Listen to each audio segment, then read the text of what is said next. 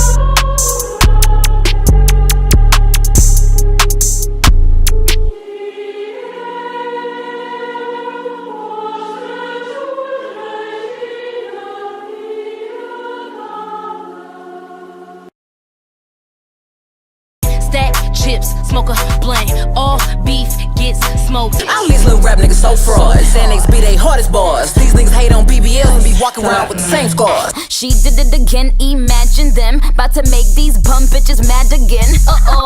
I used to wanna be on Rockefeller, then I turned into Jay. Y'all niggas still signing deals. Still, after all they done stole. Sold ecstasy and disappeared, I am Houdini. Chicago, nigga!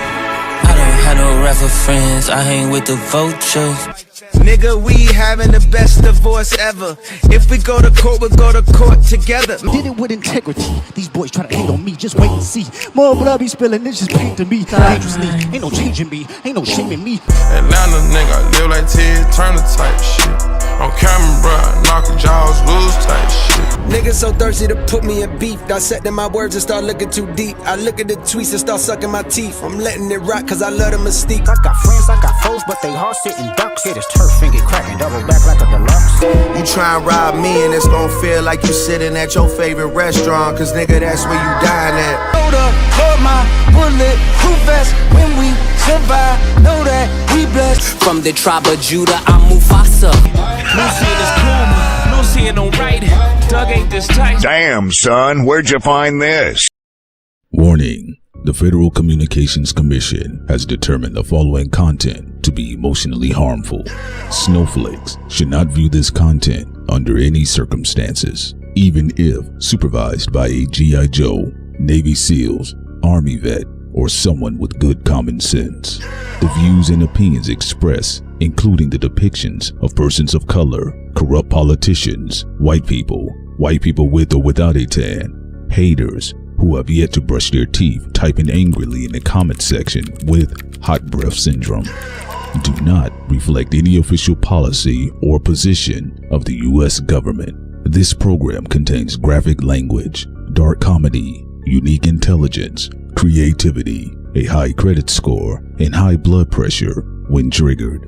This program has also been accused of racism, violence, misogyny, mansogyny, feminism, MGTOWism, defacement of celebrities, and of course, being a bully. Welcome to Thought Crimes. Thought Crimes.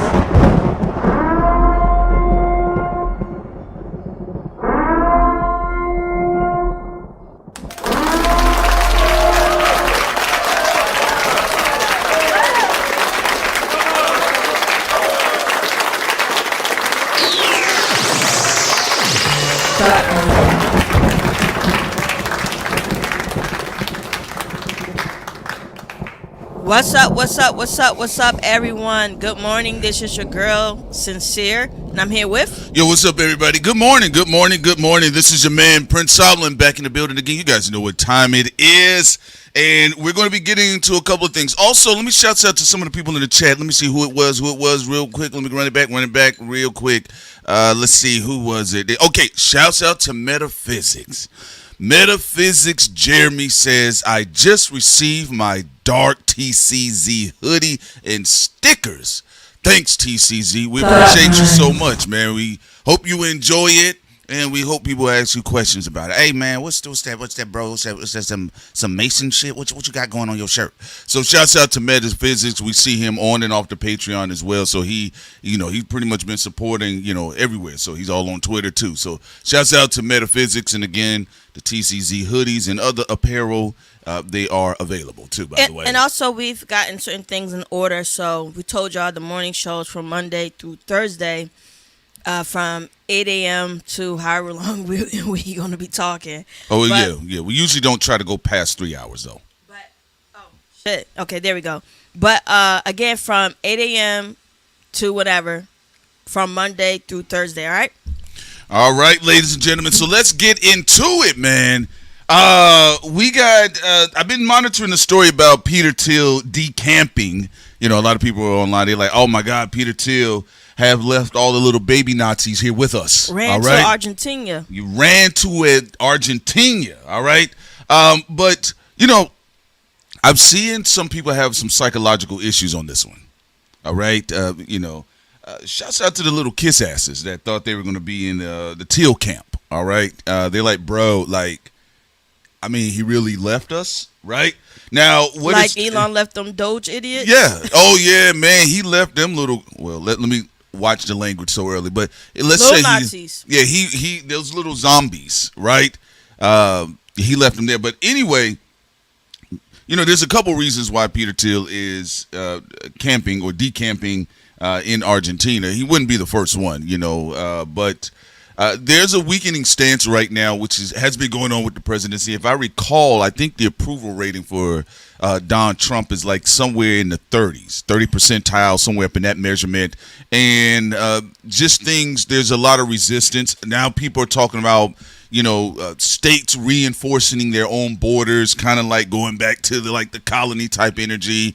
You got people that are doing the redistricting. So they're like, we're trying to move these seats around because we really want to bring back Jim Crow. That's really what all this is about. We really are tired of the Negroes running around here, right?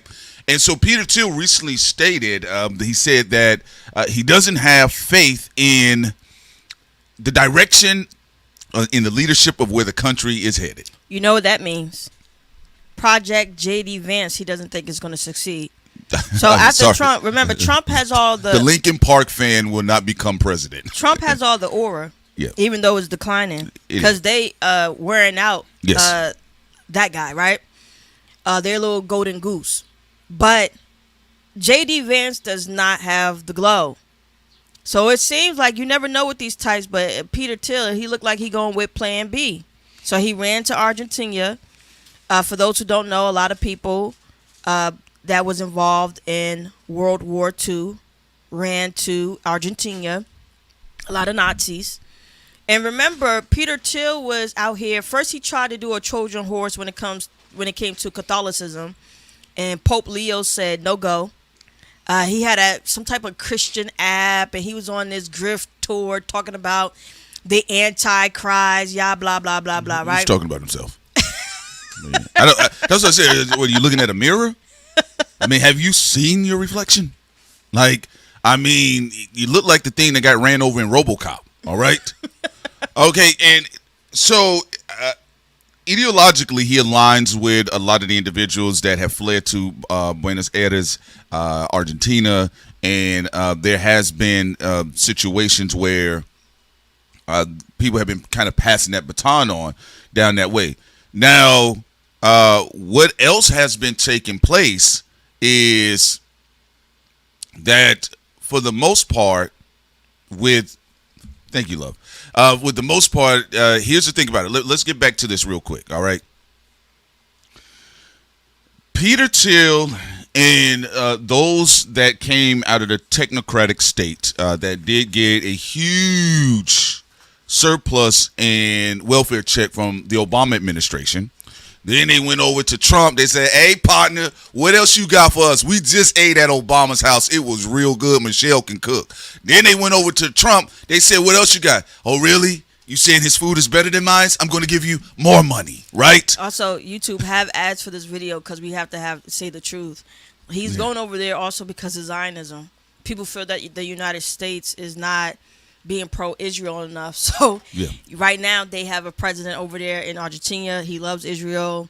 Gang, gang. So that's pretty much a real important part of that too. Well, again, you have the civil war within the right and the left, where you have the grassroots movements in the Democratic Party are taking up seats, and they're against AIPAC. They're against the whole Israel, the state of Israel, and then you have a civil war within the Republican Party that we've been talking about for a couple of years, where you have people who are against the growing power of Israel and AIPAC, and then you have those that want to keep the status quo. So that's another big factor as well. And then on top of that, remember with the Heritage Foundation prints and that whole situation that took place, and it's interesting. Do you think that they personally feel that J.D. Vance can't push the torch forward? They know he can't. Just like Trump is probably going to die in office. They know that J.D. Vance, he can't do it. Why did they pick him? Trump didn't want anybody to challenge his ego. No, not Trump. Trump didn't want J.D. Vance. They bullied him to do so. I'm talking about from your opinion. Oh, because why do you think Peter Thiel thought that J.D. Vance fat face was going to lead them to the promised land? Maybe they like to wear the same wigs at night. You don't know. But he has been looking out for Thiel had been looking out for J.D. Vance for the bulk of his career.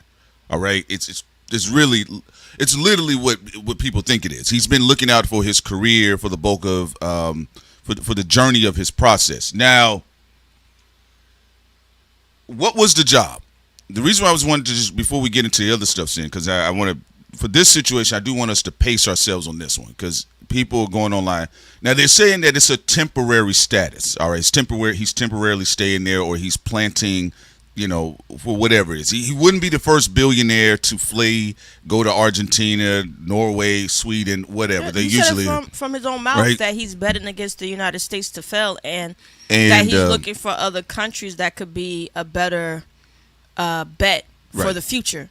So the reason why this is very important here, it kind of shows you how slow. This is what we talk about with social engineering. And let's be real, everybody online is crying, but the thing that they did the best in 2024 was hold up some black flesh and some queer black people. I'm just being honest with y'all. And, that's the resistance for black people that's right now. It. Fake pro-blackness. That's really it. And crying to be in white liberal spaces. That's what really triggered a lot of these people. They can say, I'm looking at all of the young Turks and everybody, all of the white progressives are trying to say about the economy. That's not the case. Hassan Piker, though, and just so that Cenk was banned from the UK. So things are heating up now when it comes to people who speak out. It's heating up a lot. So and a lot of people. I think. And remember, they also did with the Wireless Festival, as also with Ye. So they're not playing with the United States. So anybody who critiques or say anything, even if they don't even go to the extreme of what Ye did, are being punished right now. Yeah, but also, America right now politically doesn't know what its identity is. It really doesn't. You usually got even 34% of slow people that are like, it's a fantastic job, dude. As long as I don't see any progressive or diverse, cultural effects around me, I don't want anybody to get jobs. They don't know what they want right now. So you see arguments like we talked about on the left. There's civil wars going on in the left and the right. Well, Hassan Parker also has, Kyrie Irving said he would love to come on his show. And then people pulled up that time that, you and I and other people defended Kyrie because he just retweeted a black American book, author, a controversial book. And actually, Hassan Piker called Kyrie Irving anti-Semitic. There you go. But that's what during the time they were trying to appease a certain group of people. Okay. And they still got on the ban list themselves. Just wanted to put that out there. We'll play the audio on our Patreon sometime when we have our show tonight, 6 o'clock p.m., guys. Tonight at 6 o'clock p.m. Chill with us on the Patreon. We're going to be talking about hip-hop and more political stuff. But I just wanted you to let you know that tidbit of information. Because when you're saying that the United States don't have an identity, I think that people are moving all over the place. People are constantly changing their mind. And then sometimes people are finding out that at the end of all of this, they're on the same team. You know, a lot of times when it comes to black theology, a lot of white liberals play a lot of games and overly critique black people only for them to then ask them to come on their show, you know, after the fact. Which is very interesting. Yeah. So, look, you all. I'm going to be honest with you all. Nationally, you're tied to a larger, dumber population, and you want to know why? Because Playboy was able to roll back up in there, and because in 2024, they showed you all a slightly tan woman that was cackling a lot, versus someone that's like sleep at the podium. And again, they made this is why we say what Thiel, Musk, the technocrats, Curtis Yarvin, what they did was brilliant. They were able to target insecure males, young men, right? When I say young, I'm talking about 15-year-olds, kind of groom them in the process when they can become registered voters, tie them in, intertwine them with streamers, right? Speak to the bitter older folks that their own personal decisions a lot of times have messed them over, or sometimes it's corporations that were going to be greedy under Obama or Trump, right? And what they also did was highlight black people. Now, the reason why the left is usually having a problem with a lot of things that they're having to grapple with this lack of unity here is because you don't want to atone for your sins, right? You also got on the bandwagon of all of this anti-diversity politics, DEI hires, you guys tabletop conversations from affirmative action to civil rights. Do we need either one of them? We saw those conversations happening in real time in 2024 and 2025 at the top of 2025. And so even though a lot of the black consensus did show out and show up because people said the country's in danger, right? Pretty much the general public did not act like it. And so Peter Thiel had made it clear over and over in many of his papers. He had a book I think he wrote in 95, 96 with some of the same philosophies that he was able to carry out through the digital waves of the internet. We've seen Elon Musk carry out these same philosophies as well. And the only thing I can say to folks is that it really wasn't that important for the general nation. You get what I'm saying? It just wasn't because it was set up on both sides, though. Yeah, so messing with the American people. Right. So there were setups. You're right about that, Sin. But if you have a situation with Jupiter and Gemini, that the election could have also been stolen, and the last time Jupiter was in Gemini, Bush and Gore. Yeah, so they want people to just blame each other when there's a good possibility that Elon and Trump and the rest of them did a heist and just so far got away with that heist. And then on top of that, it made them give the capability to alter perception to make it seem like it's white boy season, and that's the way that the parties need to go if they want to appeal enough to Americans to win. It's a little bit of both. It's absolutely a little bit of both, okay? And even with that, because look what they're saying, some funny things may have taken place with the Starlink ballots. Remember, they were talking about this casino ballots and all this other digital stuff that was taking place. But look how gangster it is. You guys can't even have that public conversation now. Because does it look like some funny business could have happened? Absolutely. Right? But what have I always said? A lot of these people were positioned in power to make these moves. I mean, we told you guys what was going on in Crenshaw. We told you guys what was taking place in Chicago. You saw Ferguson. I mean, those were regular, hardworking black people that was just trying to get basic things going on, and then they were being blocked off every step of the way. So bringing up Thiel in this process that's just an outpost for him. And I know people online, they're like, oh my God, he's fleeing. Is something going to happen to America? Thiel has been flying in and out of this country for a long time. What he's doing is not necessarily anything new, to be honest with you. Now, what they are worried about, though, with his But he also is running from the California tax as well, because they're supposed to be imposing grander tax on billionaires in California. So there are a lot of billionaires right now that are just leaving California.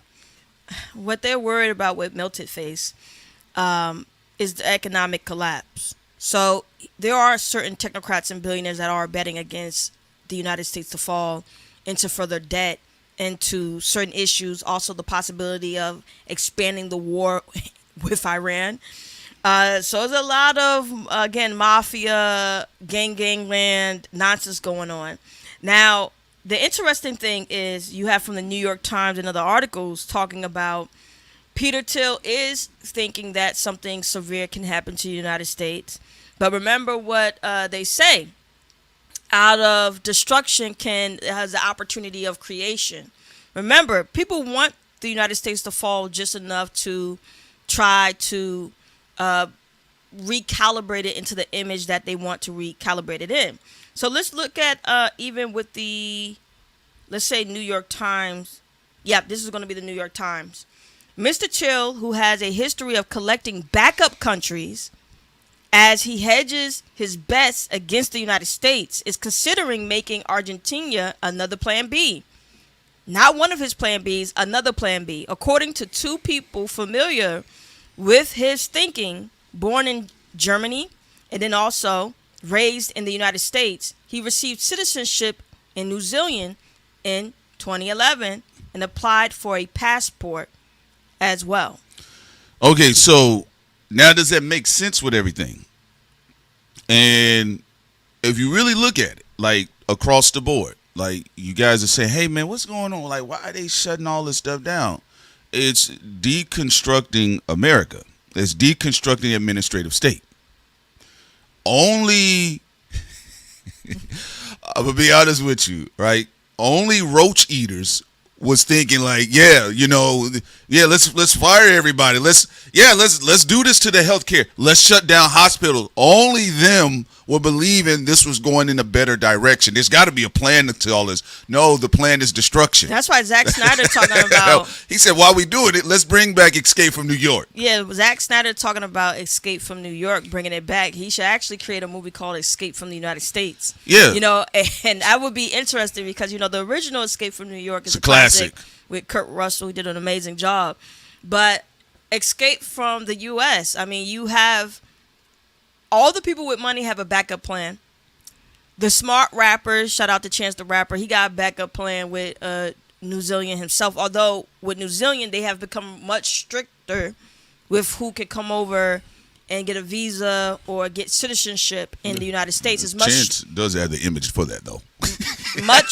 Well, he got in time, yeah. But much stricter than what it is now because of all the technocrats and billionaires that went over there. They closed shop and made it harder for you to get citizenship in New Zealand. But a lot of them have already, all the billionaires, all the technocrats, they have plan Bs in other countries.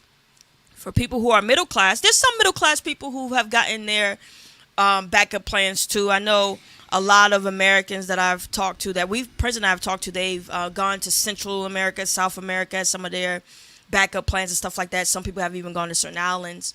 But overall, though, there are a lot of Americans that don't have that type of backup. So if things go really bad in the United States, it's game over for certain people because they put all their livelihood in investments in the United States. And then you have another class that don't have any money to put any investments anywhere. Yeah, so, I mean, if you really just look at it, I mean, you guys have sense, right? What do you think has been happening? Deconstruction of the state. That's it. I mean, that literally has been on the table. Like, we need to carve up the United States, right? We need to break some stuff down. This is why you saw certain federal agencies, departments of federal agencies in the government being shut down at the top of 2026, right? And again, what social media's job is kind of, you know, overall, aside from like the musical entertainment stuff, but like with these quote unquote pseudo influencers, pseudo political, like kind of puppet looking guys, like they're supposed to like they're supposed to motivate people for the end, but to make it look like we're going somewhere that's going to be beneficial to the general public. When, you know, as you guys seen what they were doing with SNAP and like they're shutting down hospitals. Like, just to say this realistically, you have people that the hospitals are going to be shutting down. You see what's been going on with the medical system. And so when people are asking about like, oh man, why would Peter Thiel do this? Is like, no, that's what they're supposed to do. And they were already going to be betting against the United States when they were coming in. They just needed to get their bootstrap money through the Obama administration, and then they can really kick off what's been going on now under the era of Trump. So that's why you probably more than likely, even with the film Escape from New York, if people remember, New York was a prison. Like I know people joke about it, but no, in the movie, in the film, it was a prison for all of the criminals to be just dropped them off there, and it's sectioned off from the rest of the country. Think about the Purge, like what happened in the first Purge with Staten Island when it was like roped off. And this is interesting that a lot of dystopic films that deal with New York City have to do with either prisoners, which are citizens being trapped in New York. Yes. And it be turning into a prison state. Now, you got to be careful because anything can happen at this time. We talk about critical time. We already explained Pluto and Aquarius, which is a time where either people are going to have collective power, they're going to win. The everyday person is going to get out there, put out their notebooks and studies and learn how to create their own AI and clean energy without it being data centers destroying people's water sources and resources.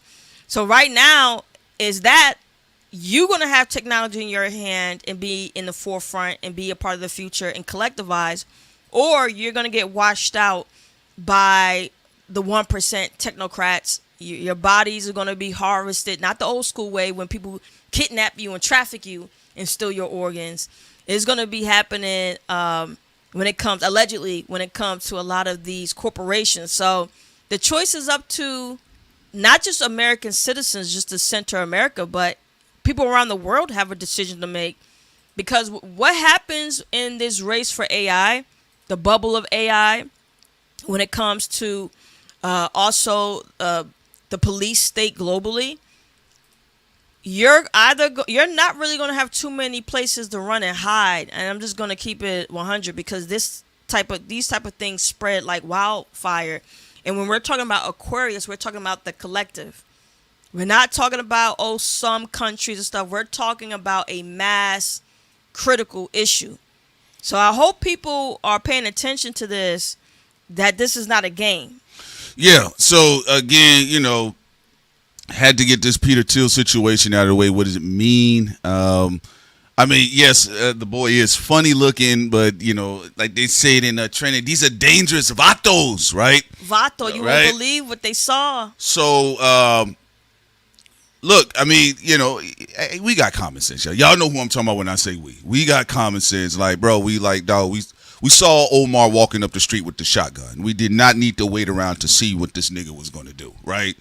For everybody else, they have to be surprised. I've actually seen some quote-unquote fanboys of Peter Thiel, because they like that whole, they kind of stuck in that whole like Lex Luthor, Tony Stark's type of, billionaire thing. Like, I want to CEO my way to that level. Which is a lie because at least with Lex Luthor, the streets were clean and people got something out of the deal. He didn't, he tried to kill Superman, but sometimes some days Lex was being lazy. He's like, nah, I'm just doing this shit because it's kind of our thing. Like, I try to kill you, you knock over one of my robots. And remember, you get what I'm saying? We're talking about most of the variables with Lex. Yes. Because there's one. Well, I'm thinking about the cartoon Lex. No, yeah. Yeah, the cartoon Lex. Because some people, when you say this type of thing, they'll be like, no, Lex no, tried in to the comic book, yes. No, he's a real villain. Lex tried to destroy the whole world. No, that's certain timelines with the comic books. Most of the timelines with the comic book, he's mostly just trying to kill Superman, and he is doing some Blackwater type stuff, but citizens do get at least something out of the deal,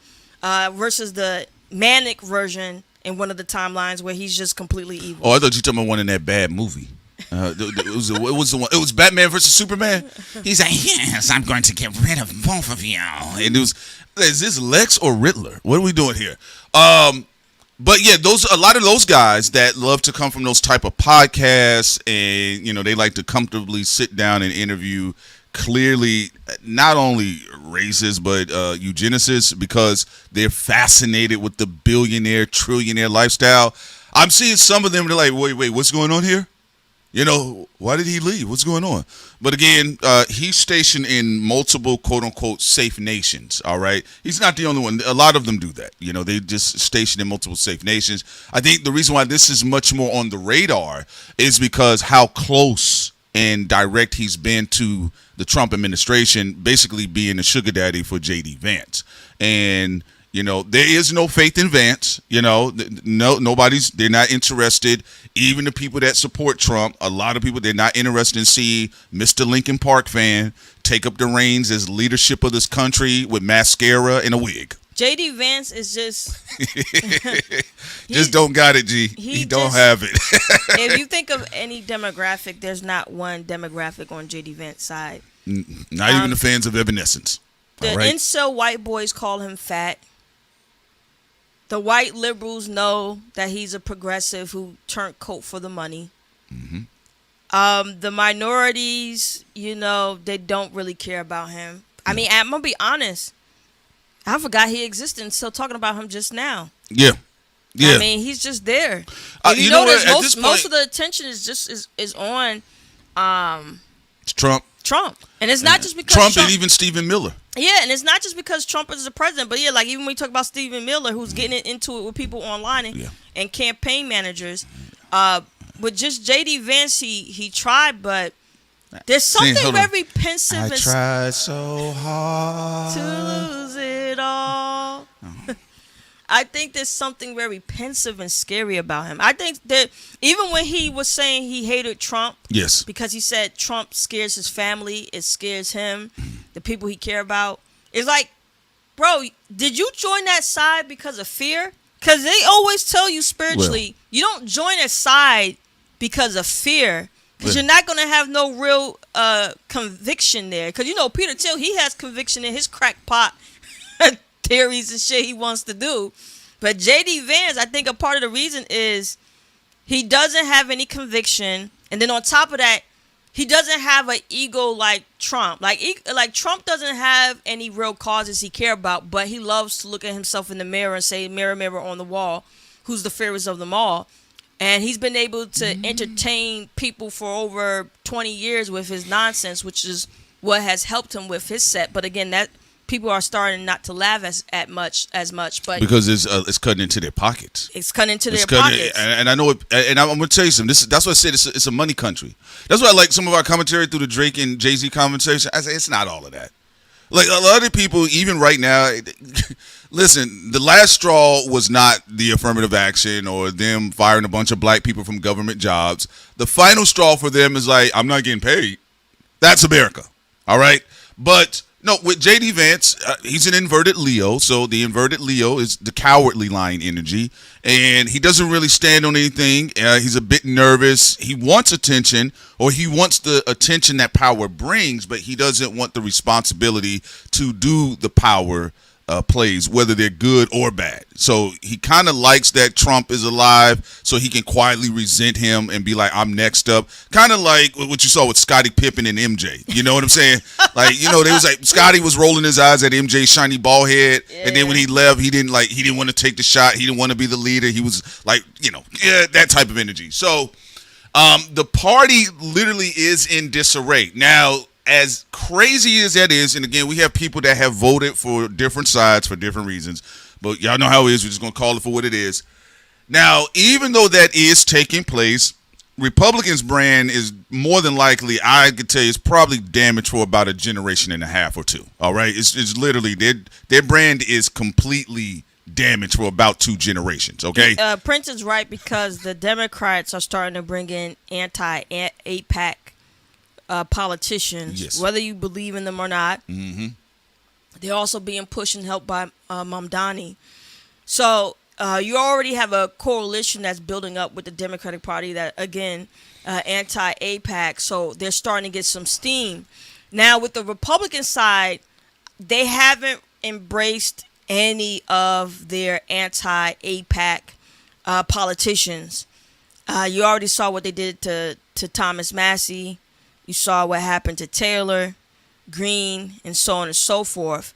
So there's more traction in the Democratic Party with the anti-APAC movement when it comes to actually seating people or trying to seat people, even though the Democratic establishment don't like it, versus the Republican Party. Yeah, and it is too. And I'm gonna be honest with you, it's not about, here's the problem with the Democrats. It's not about their emotional ass feelings. It's like, do y'all want to continue to be getting buried? Because one thing about the Republicans, the powers that they do have, they keep cutting the Democrats' legs right from under them every chance they get. Every time they get a chance to get up, they shoot somebody against the wall, they redistrict them, and they put them out of power. Now, the reason why I'm just bringing this up about the Democrats, though, you do have to be careful with them. Because it looked like things could be clear victories for them, and to the point that Sin is saying, I've seen some of these people that have been saying, I don't take any APAC money, and this is where I stand concerning the whole Gaza and Israel dynamics, right? But what you also typically find out with Democrats, though, that they do something a little bit different than the Republicans or the Republicans, right, and the Democrats. Democrats are very vicious on themselves. So there's a lot of people that actually like, yo, let's get to it. We're supposed to win. And a lot of the old school players are like, nope. I mean, if we have to blacklist your career within the DNC, we will do that.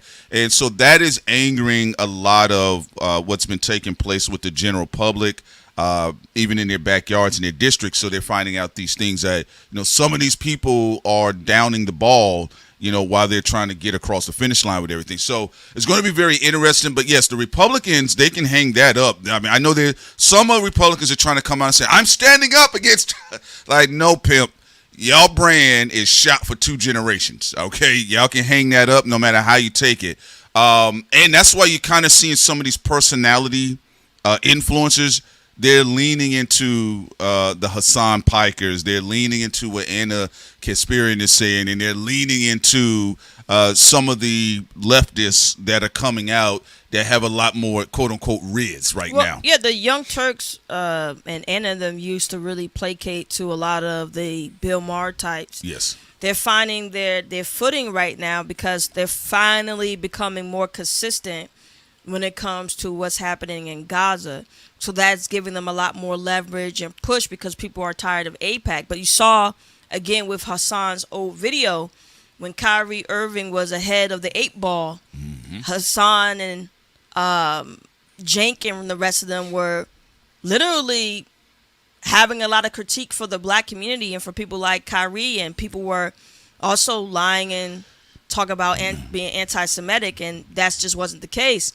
Although many of them have already apologized, Jank came out and he said he was brainwashed himself, even though he's supposed to be a Muslim American, that he was being brainwashed by mainstream media to attack people that he shouldn't have been attacking, because mainstream media would do hit campaigns and smear campaigns against people, which is true that, Malcolm X did say that the media can make a innocent man look guilty and a guilty man look innocent. So a lot of people do have to take their time, and also everyone has to look in the mirror and be like, okay, what campaigns have I fallen for, whether I like a person or not? Let me take my time and do some research. And people are trying to start to do that right now. So, a lot of people got a lot of work to do. Yeah, and I think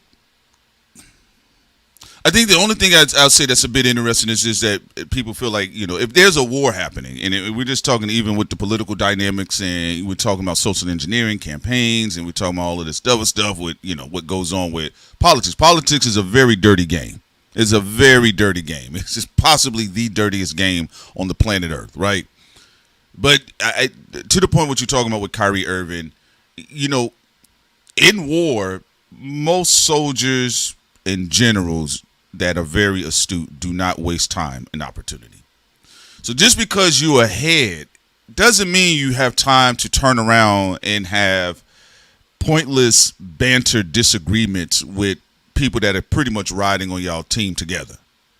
So then you kind of spend time arguing, and then now you have to play catch up. And I do feel that's the point I was making. They have to mend all these pointless disagreements of the past, finding out that now they're on the same side when it comes to the APAC and all that. Right, and again, and that's maybe because there was an illusion of victory under Biden. There was an illusion of even grander victory under 2 times with Barack Obama.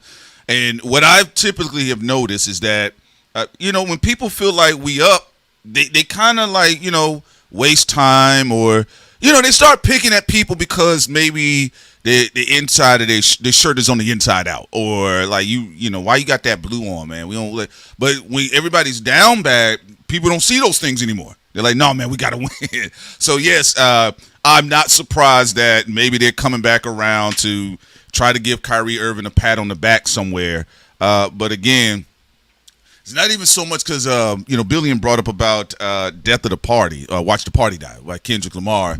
And I actually think it's just sometimes people just frolicking in different directions. And, they realize in these types of moments right now what's going on politically.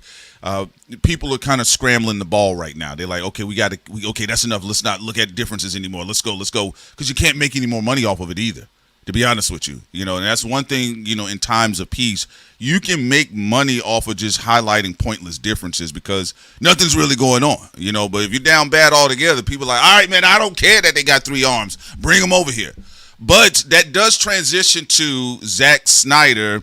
He said he's going to be doing a reimagining of Escape from New York, and I think we don't know who they're going to cast in the film, but I do expect a lot of propaganda eggs in the film. All right, but I do see some people online that they're trying to cast Henry Cavill as Snake Plissken. Like, bro, y'all just love Henry Cavill, but I can't see him playing Snake Plissken. Not trying to be funny, They say Henry for everything. I know, Captain America. I need to add some new actors and actresses. It can't keep recycling the same people. Also, tonight at 6 p.m., we're going to be having a live stream on Patreon. Goat or sacrifice. All right, we're going to be just kind of discussing some more things and further play some clips that you can't really play too much on YouTube that are copyrighted and stuff. We'll play them on the Patreon for y'all. That's going to be tonight at 6. Sin did put the link into the chat, and we're going to be having that further conversation. Yeah, it's going to be at 6 o'clock tonight. Again, y'all be there. We're going to have some fun with y'all, but we're going to switch over into a little bit of hip-hop right now, and then we're going to take in some calls. But make sure y'all be there at 6 o'clock p.m. Eastern time. We're going to have fun. We're going to play some music, and we're going to talk about this whole situation. Some people getting all mad at us thinking that we're switching sides or switching this. Not on anybody's side, but thought crimes like Prince said. But also, there's no switching sides because the things that we're talking about, even with Drake, we already said it before. And I'm tired of people only watching the videos, selectively watching videos that confirm their bias. Don't watch our entire live streams or catalog, then come back and say, man, you changed your mind. Bro, 2018, we said people were setting up Drake to take him out, and there was a possibility Jay-Z allegedly is behind it. Then you're going to come back and talk about a 2024 video where even in 2024 we were saying he's Julius Caesar. The Senate is trying to knife his backup, and that LeBron and them are his personal Brutuses. So it's like, are we switching up or are you just not fucking paying attention? Why is Jay-Z dressed like the one nigga that's running with the Mexican gang members in the 80s? Vato, you won't believe what we saw. Boom, boom, boom, boom. Vato. Boom, boom. Snoop Dogg. You won't believe what I saw. Yeah, so we're going to continue to have fun about that. We got a little bit of the edgier stuff, the serious stuff out of the way. I know, because people have been hitting us up, and I have been seeing people add us online. They're like, hey, man, what does this mean? It's exactly what they voted for. I'm just being honest with y'all. It is what it is. I always say don't trust anybody that vote food out of their stomach, all right? You got to be careful with being around them. But, yes, we're going to go further into this. To your point about people that selectively feel like they want to paint a narrative to reinforce something, I don't know. My thing about it is that you've never seen. Actually, we've been pretty consistent, so I don't even know what they're talking about. I think people are actually just kind of on edge right now, with a lot of things, and people can't. And I think people they're never mad because they haven't finished him off. Like, yo, get the fuck! They kicking in the back. Yeah. Like he gripping with that one Michael Jackson glove on the edge of a cliff. Yeah, that's what. Yeah, he hanging on with that branch. He hanging on by the branch with that Michael Jackson glove. And they mad because they mad because and they taking it out on us. They thought Meek Mill was going to do it. We say hell no. I know people get mad when we say Meek is slow. I don't care. He is. Right. Love his music though. Pusha T, Gifted Assassin. Don't have the glow though. People who think we making things up in Wyoming, we said back then, like, Drake is gonna be in for a whirl because we said I wouldn't go out there. We said ASAP ain't fucking with him, even though ASAP was saying it publicly. But back then in 2018, we said there's a lot of people who were celebrating when it looked like Drake was out. That was gonna be the end. That's very important. That's and very then important. We have the contemporary times right now. So I think a lot of people are disappointed because if you saw their commentary before Iceman came out, there's like, bro's a walking dead man. He's dead. It was like that was Drake's funeral. UMG gonna kill him. Yeah. You don't play with the Zionist Lucy Liu. And for right now, he's still here, and I think it's getting under people's skin. That's what I think. It's getting under people's skin, and they starting to attack everybody because they mad. Yeah, and again, I don't think like I said before, you haven't seen anything like Drake in rap. Maybe you can talk about like pop aesthetics. That's a different conversation. But the reason why I bring up rap and not just the music aspect, because no one in any other genre is directly battling Drake. In rap music, people are directly contesting Drake 3 times over, 3 big times, and then he had the many fights in between. Like even right now with the Sauce Walker stuff, they're saying that this has to do, and I did tell you guys, I said a lot of this stuff with Drake has to do with features. All right, because if he in his garment could just walk through their studio one time and have some gold coins, some shekels to fall from the sky, right? They would be happy. That's really what, like, think about Rick Ross. And y'all know Rick Ross is a chunky dude, a formerly chunky dude. Makes good music. Makes good music, but he was kind of greedy though. He got how many dope records he got with Drake? Now I fuck with Rick Ross, but he did seem a bit more emotional with Drake, which is usually out of. Sauce Walker ain't get nothing. Like Rick Ross got some classics. Rick Ross wasn't this emotional even with Gunplay. No, he said Gunplay, you a dirty broke nigga. That's all he said. Rick Ross said you a Brody. You cut your hair. You thought it was gonna change things. You a dirty. You dirty bro. You a dirty broke nigga, but I still got love for you. With Drake, he's getting emotional. And of course, Kendrick beat Drake in the battle. But the point is, y'all salty because he's still here, though. That's the thing. Bro, that's really what it is. It's being salty because for right now, the nigga's he's still here. And another thing that's weird is like people are confusing the audience. You say somebody's not hip hop, and they're like, all right, whatever. But no one, and I mean no one, want to see you lose in the history of hip hop have just battled pop stars except for Eminem. That was it.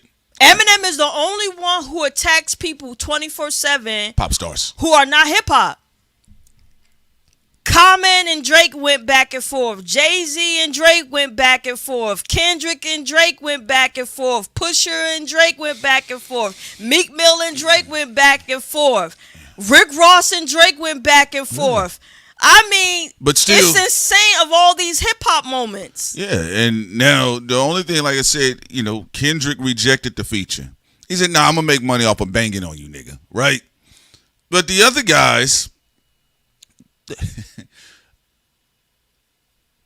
it's culture talk when you don't get the feature.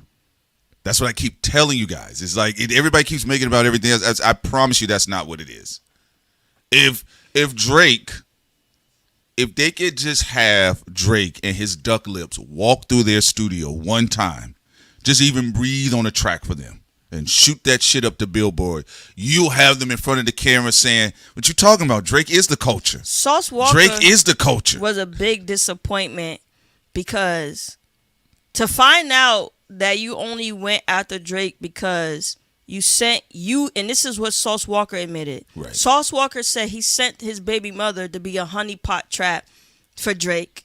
Drake was sending her money and stuff, cars and all that. Mm-hmm. Then it didn't turn out the way he wanted.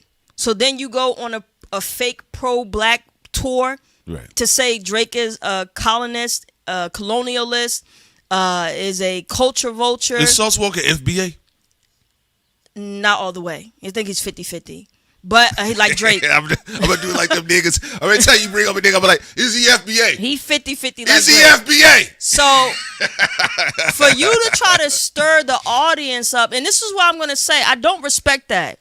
Y'all niggas could have went on the mic and just tried to obliterate Drake without trying to drag black audiences to act like y'all pro-black, but y'all allowing Mexicans to say the N-word.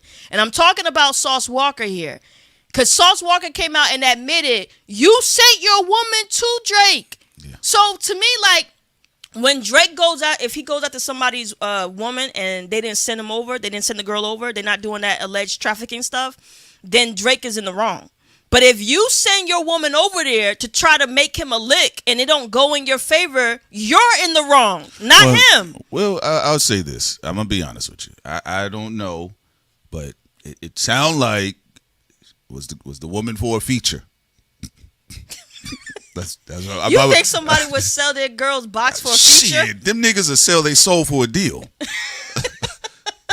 Send that a big old plastic butt over to Drake and see if that nigga can send me that feature back.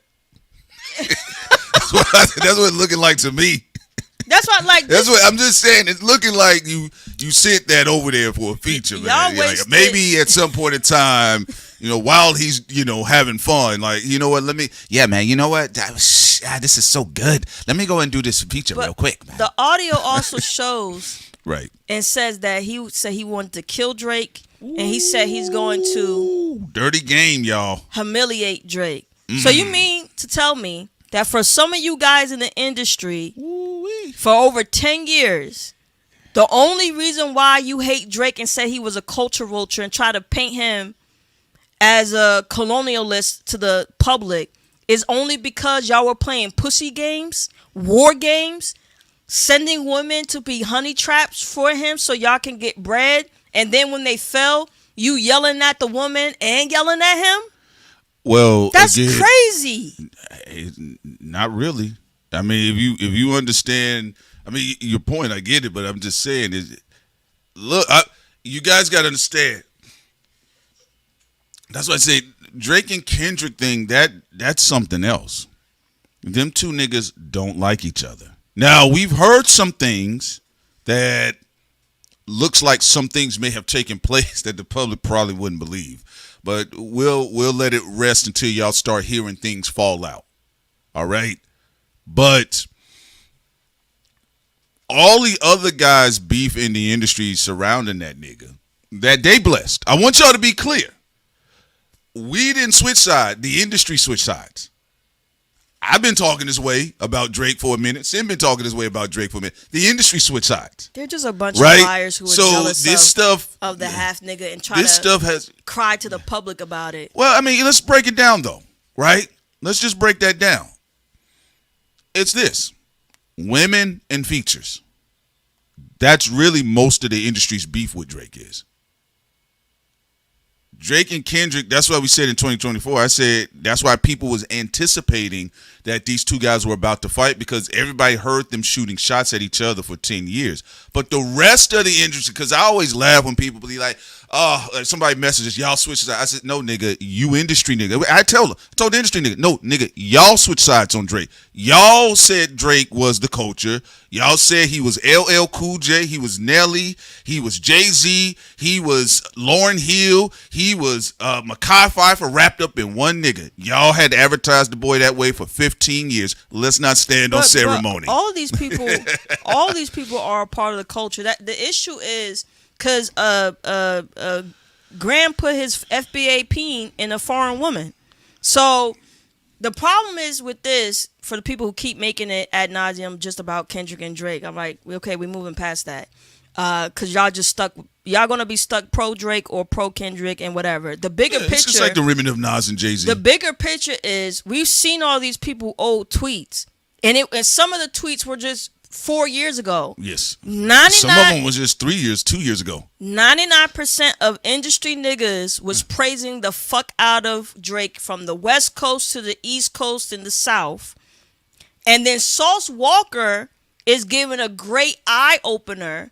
Because he came out doing the whole pro-black stuff and all this other thing, only to find out in the last 2 days that he sent the mother of his children to be a honeypot trap for Drake, sent her over there to turn Drake into a lick, then got angry about it, and then went and started this a campaign about Drake being a culture vulture, and that's the reason he has a problem with him.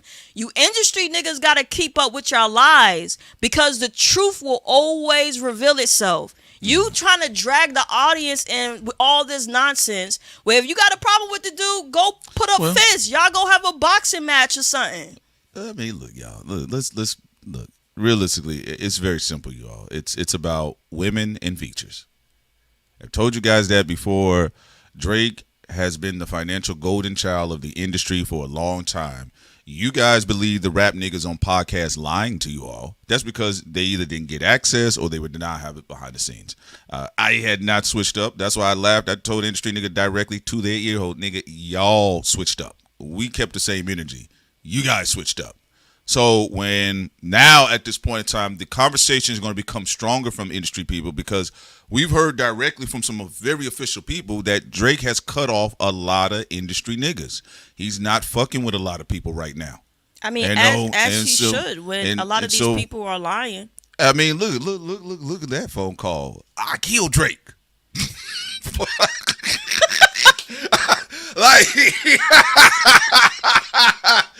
Like, y'all have to think. I want y'all to think about what y'all just heard. Somebody's sending their girl over there to do whatever they doing with Drake. Then the lady said that the nigga destroyed the Maybach that Drake gifted her with. You know why? How he gonna give you a Maybach before I get the feature? And also, right? To add to this point, Prince, why anybody is gonna be triggered because Drake was telling the truth somewhere? All industry people tell the truth somewhere and they lie somewhere else. No matter how you feel about the nigga, the fact that some people lied to y'all and said it was about pro-blackness, why they don't like him and because he's not a part of the culture. No, it ain't that. And some of them from Mexico, some of them are legitimately born in the United States or actually black. Right, but they lied and told the public, oh, I got issues with Drake because he's a culture vulture. He's the Elvis of rap. And then you go dig into the crates and out of their own mouth, they're like, nah, I'm actually mad because I thought I was going to get a feature. That Drake was a nerd. Lick. I sent my bitch over there to get dough from him because I thought he was a corny lick who got peed on. I thought I can violate him. And then I'm mad now because my chick may have flipped sides because Drake got more money. It's simple.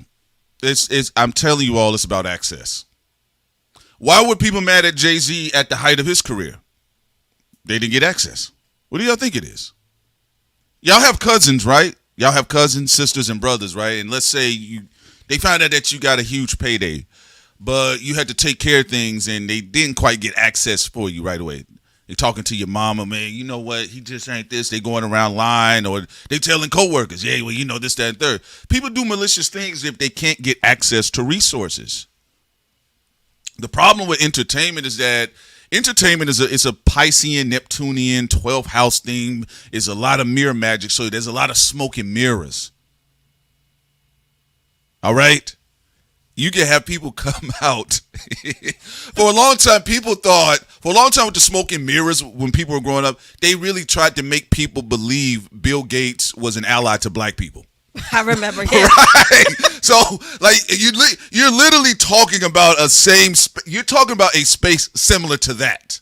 So you guys mean to tell me you guys are gonna believe these people?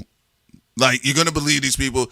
I overall was indifferent to Sauce Walker. I think the nigga can actually rap. Oh, he can rap. The nigga can rap his ass off. When he applies himself, he can rap really good. But I knew when he linked up with A$AP Rocky on "Don't Be Dumb," I knew that spicy shit had to do with Drake.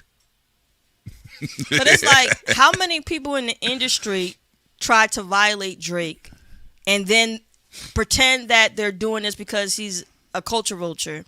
Mad because whatever the violation was supposed to be might have backfired some of the time. It didn't backfire at the beginning because remember, Drake did get exposed with his chest out back in the day when a honeypot operation did work.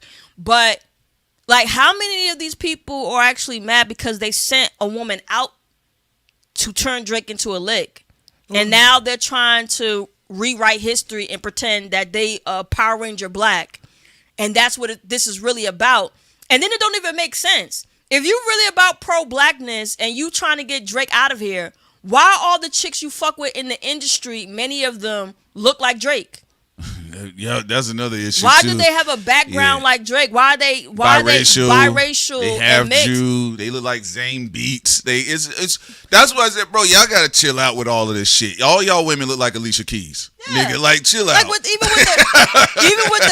with the Cardi B thing, and like, it don't even make any sense. Miki Howard said that Atlantic Records screwed over all the black acts, gave $500 million to Diddy. And Diddy was pimping. That's what Miki Howard said. She said Atlantic Records, they gave money to pimps in the industry.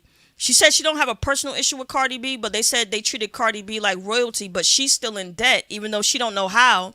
Then you got UMG, what they did to Angie Stone, what they're currently doing to George Clinton. You know what I'm saying? So that means for all these years of whiners in the industry, and yes, Drake be a crybaby too, but the whole point is, y'all been trying to get the audience riled up to focus on Drake like he's the biggest problem or focus in hip hop. And the entire time, y'all would not have had an issue with him if he was an easy lick, just giving y'all money 24/7. If Sauce Walker plan would have worked when he sent his baby mother to go out to be a honeypot operation, if it would have worked, then that means he would be cool with Drake. He would say Drake is a good guy. Yeah. And it won't be no culture talk. Oh yeah, Ariel Zazie Beats, whatever her name is, the one that said I'm too light to play Storms. I said, no, you suck. That's all. It's really that simple. It's not the greatest. We actually need a powerful actress to play Storm. I am tired of a lot of this limp noodle stuff from these weak ass actresses that are playing Storm. But also, Mr. T, you right on the money. It's the same thing I said. So he sent his wife on a mission. I don't know if it's his wife. I think it's the mother of his child. She likely got cracked, and he still didn't get the feature. A lot of guys do that in the industry.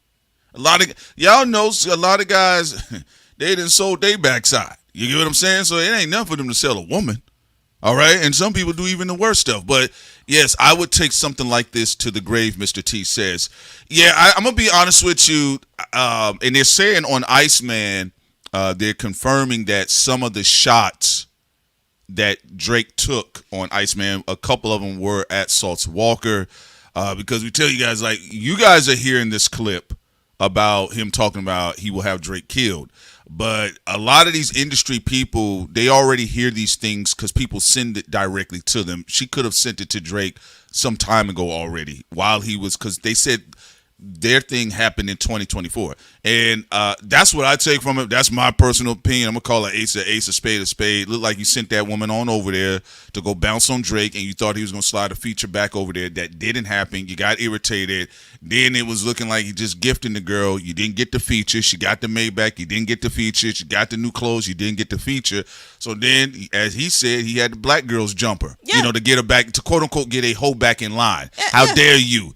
So this is different. He said he said he sent his black bitches to jump her. So that means because she was white or Hispanic, she's higher ranking. Right. Yeah. But her job is to get the money from Drake and the features and stuff. Then if she fails, the bottom hoes go out and do the physical work. The boots. The boots. They call the black girls the boots now. And pimping culture. So basically, this is really what it was.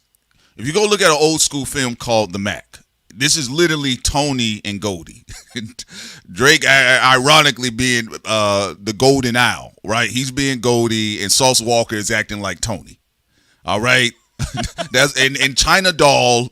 But this woman ain't black, but China Doll is the woman that they fighting over. Okay, so I mean, look, and I know people think that's silly, but think about what Sauce is telling you all. Bro, this was supposed to be an exchange deal. I'm supposed to get something out of it.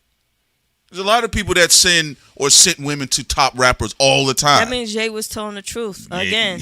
Again, still don't mess with him because you know Pastor West. He had that clan hoodie on, but Ye fat mind. Mm-hmm. Yeah. He said all of them beat their women. He said all of them beat their women. Right. He said all of them are cucks. Damn, this one's not gonna get no ads. It's okay. Tomorrow morning we gonna get them ads. Come on, we gotta tell the truth for this one. I gotta stay focused. What's the other word I can say for it? You can use it. Come on, you're a very intelligent black woman. Fine. Come on now. My whole point is, don't act like Stacey Dash up here. Okay, most of them are CUCK. And you got a devious face, Sid. And most of them beat the woman. They beat the white woman. They beat the black woman. Right? Then they tried to fake galvanize y'all to take out Drake. He's a part of the system too. He said it on one of his songs. He got a big heart, but he a fucked up nigga. Half nigga. He said, I got a real big heart, but I'm a fucked up guy. So all of this basically is about nothing then. That's why we keep telling you guys are going to see what we're talking about. Once y'all get through all of this stuff with the campaigning and the cosplaying, like Comic-Con, like they said, right? You guys are going to find out it's simply about access, resources, money, and popularity. Nothing else. Because if it was really about the culture and black folks, we would see far more dope black women, far more diverse, an array of very popular, diverse black men. This is how they lie. All right? Like, Drake is y'all know we would have been say that. But Prince, we're about to have y'all call in. So this is how they use Drake as a power stone. The hip hop can't be hip hop. We can't have black women in hip hop because of Drake. Yeah, I'm telling you, fight the power. Drake is the reason why I can't have no dark skinned women. Mm-hmm. Drake is the reason why real hip hop ain't back. Why we not about bars, brothers and sisters. If it wasn't for Drake, we would be at the promised land. And I say amen. We would be at the promised land right now when it comes to hip hop. Brothers and sisters. Trafficking is because of Drake. It's Drake fault that dudes traffic their women to him. Brothers and sisters. We got to get rid of him here now. I say here now. Brothers and sisters. We got to fight back. In order to save hip hop, Drake got to die. Brothers and sisters. In order to save hip hop, evict him back to Canada. Brothers and sisters. Him and his FBA daddy. And in order to save hip hop, we got to get him out of here, guys. I mean, every strength you have in your body, forget about inflation, forget about gas prices, forget about Peter Thiel ugly face. If you want to succeed in life as a black person, we got to get rid of Drake. Now, as we move with the beautiful soul of the black woman that we block at the rim every time in hip-hop, and when she's validated, we put her to the back of the trunk and put out white girl rappers. As we move through your body, think again, nigga. I speak from the souls of my ancestors. When I see this half cracker coming from Canada, I'm gonna make him all of my focus. Never mind that we talk about Lucien Grange. Never mind that we talk about the trafficking and the pimping and all of the stuff that goes on in the disappearing black children in this world. Never mind that we got black rappers who were once pro-black running with the orange crackers. I got something to say, pro-black voice. Speak about it. If it wasn't for Drake, speak about it. Diddy wouldn't have a small speak dick. About it. We saw Diddy dick because of Drake. I'm going to touch on that. Let me tell you something real quick. Now you see how they celebrating this biracial, and then they show you that a dark-skinned black man has a small pee-pee. That's a setup. But the white boy, the half-white boy, gets celebrated for his stuff. But the black man, the dark black man, deep under the earth has a small pee-pee. It was a setup. I'm telling y'all, brothers and sisters, it was a setup. They try to because we know we see big shalongs out there that are dark skinned, and this is the first time they show us a small dark skinned pee-pee. They hold it. It's a setup. Brothers and sisters, don't ever let them diss us. I am no owl, I am no bird, but I am perched up on a tree, looking down, and there's Diddy with his small pee-pee. Piss again. To address Kendrick Lamar's cousin, I think that from Drake's vantage point, Kendrick got caught up in his mind with the people who have been trying to set him up since the Meek Mill. I do think legitimately that Kendrick already had his issues with Drake. Yeah, he did. And that he always wanted to battle Drake because him and Drake wanted to battle each other a long while ago. Phone calls were made, and we told you guys about that. I just think that there were people behind the scenes, though, who put a lot of gasoline to the fire. And I think a lot of people were egging certain things to make it worse between Drake and Kendrick to be instigators. And I think that every time Drake tries to call out them instigators, people try to gaslight him like he's crazy. But I will say this, though. Before OVO people get too excited and say, yes, Thought Crimes, y'all saying the stuff y'all been saying since 2018. Drake is still part of the underworld. It's just that the only thing we're saying is people trying to pretend that is something of moral righteousness when it's really just, it's just about they just tired of him. Yeah, and it's just it. about competition. And it's just about some of the people who are big fans of his in the industry are also envious of him and jealous of him. And I do think that that's a big part of what's going on, like what you see with Sauce Walker. Yeah, I mean, Sauce Walker, although his business is being put out in these streets, it's not unique. You know, listen to what Rick Ross said when he was up there with Ebro. And I'm going to flip it to Ebro, true. But listen to what Rick Ross said. He said, when I was number one, we spread the wealth. MUS. I said, wait a minute, what is Ross talking about? He did have a feature run, a pretty good feature run, but I don't recall him being like the number one guy, right? But he's also kind of saying that I want a feature, right? Ebro went on his rant and he said the only person that came by his place was Kendrick Lamar. A lot of journalists that are now saying that Drake isn't hip hop, most of them I have seen throughout their careers publicly, they have said that they would like to sit down with Drake. I saw Rosenberg very jealous when Academics had that owl bird chain on. He was seething with jealousy because for those who didn't watch our video that we broke down a long time ago on Thought Crimes, Rosenberg said he always wanted to be part black and Jewish. He did say that when he was talking to Drake when Drake had that heart on his shirt. When he saw Drake in the hallway, yeah, man, and he had the low cut with the Kanye heart patch on his 808 era shirt on the 808 era, right? Yeah, man. Rosenberg was like, "Why can't I be half black and Jew like you?" I mean, man, I don't really think like that a lot of times. Wait, Drake, before you continue, man. Man. Whoa, Sure, man. this is amazing. I mean, wait. Yeah. I've never seen anything like this in my life, bro. Man, you everything I've wanted to be. All right, man. I'm a short Jewish guy. I know, man. I always wanted to get my hype from black people. I mean, I always wanted to be half black and half Jew, man. Yeah. I wanted to say all the Jewish things and be able to say. I mean, I'm not gonna say it. No, man, don't do that, man. I always wanted I just wanted to be half black, bro, and just you, man. The fact that you actually. I feel like I manifested you. I know, man. And also, man. Do you know how big I'm going to be? Man, you gonna be super big, bro. Do you know how big I'm going to be? You gonna be super big. Do you know how many big? You know how big? You know how big I'm going to be. Drake, don't forget me. I'm Jewish. I know, man. Don't forget me. I know, man. You gotta take the Jews with you. I know, man. Oh my God, I'm about to pass out. It's here, man. It's here, man. You're right you here, gotta man. take my Jewish ass with you. What they want with the boy? Okay, come on. Yeah, man. Jews are up. You know, we don't have nobody in it to represent us. I'm here now. Okay, right. Yeah, man. You know how big I'm going to be?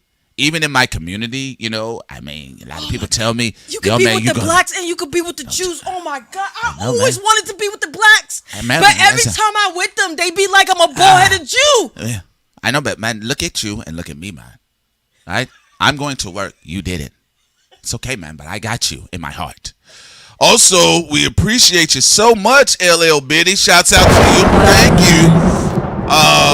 LL Biddy says here, do you think that by establishing long-term feature relationship with Kendrick like he has with Future would have truly legitimized Drake with not only hip-hop culture but also Black America? I think my honest opinion, LL Biddy, shouts out to you. Always, we love your name too, by the way. But Drake has been, he has been a part of Black American millennial culture, summer cookout and summers consistently. All right. Now, whether people feel he's black or not when he's speaking, that remains to be seen. But I'm going to tell you, everywhere I go, I've always heard Drake being played in the streets. There's nowhere that I have moved around that I have not heard Drake being played in the streets. And I think when you get into the dynamics of a black-oriented artist like Kendrick Lamar, then the blackness becomes a part of the conversation because, you know, Drake didn't do To Pimp a Butterfly, you know, and some of the topical themes that was on Damn, Drake doesn't have that. Those are two different rappers. But if you want to be 100% honest, cookouts, strip clubs, niggas changing the donut on the car, got music playing, people got their door open in they dorm room at HBCUs. Nerds writing in their diary. Although we know non-nerds writing their diary too, but you know that. Yeah, he's always been there. I would say the mixture of it. That was actually a good question. I think it's actually both. Yeah. Let me see. Make sure I get her name right. It was both Biddy. I agree. I think it's a mixture of both. Drake. What? What are you laughing at? What the fuck is going on? Sid, I'm sorry. Go ahead. I want you to answer her question. No, OC said I threw a cup of water at Rosenberg at one of the Brooklyn hip hop festivals back in the day. I understand.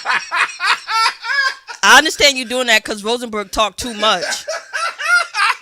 What? Go ahead, Sid. Go ahead. I think it's a mixture of both. I'm going to remain true to what we already stated earlier.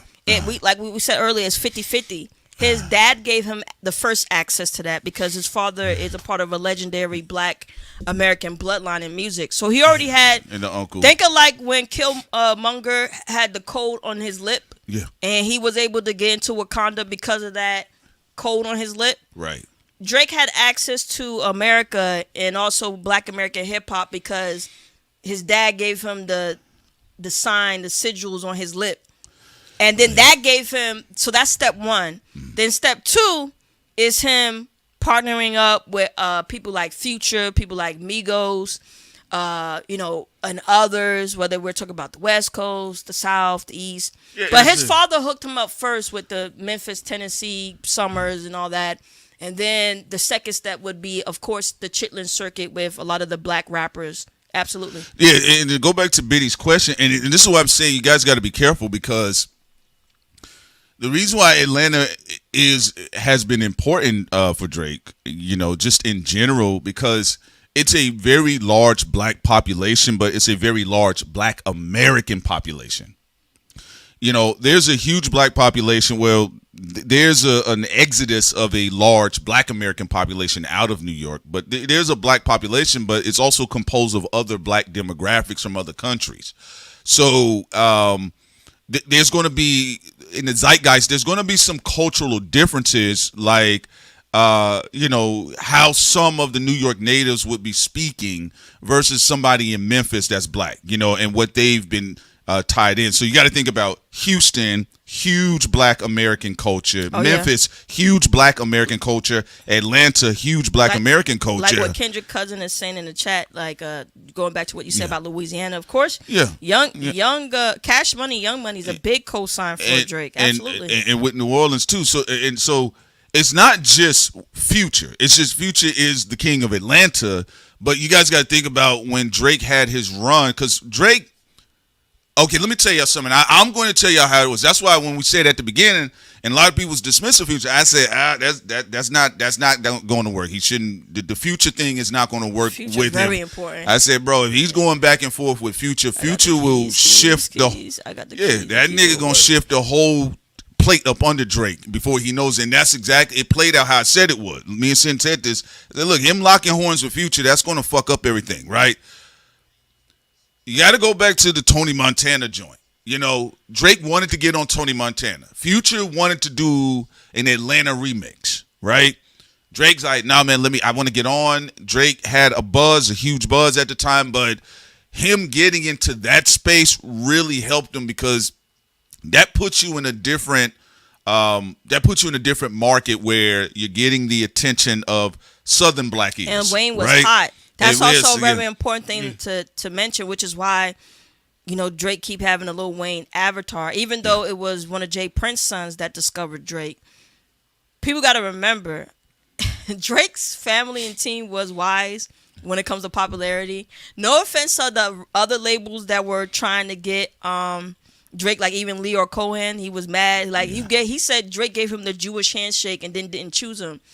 Drake's team was smart. Ain't nobody was really as hot as Lil Wayne at that time. So if you're looking at everybody roster and you're like, who I'm gonna pick?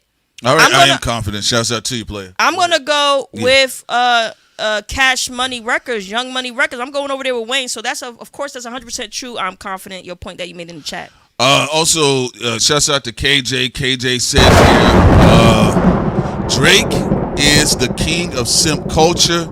His fame erases the shame in their eyes. KJ, remember what I told you all about Drake's brand? There's a bit of shamelessness there. The diary rap. Everything is open. Everything, like what you got with what you're seeing, the jokes and all this type of stuff.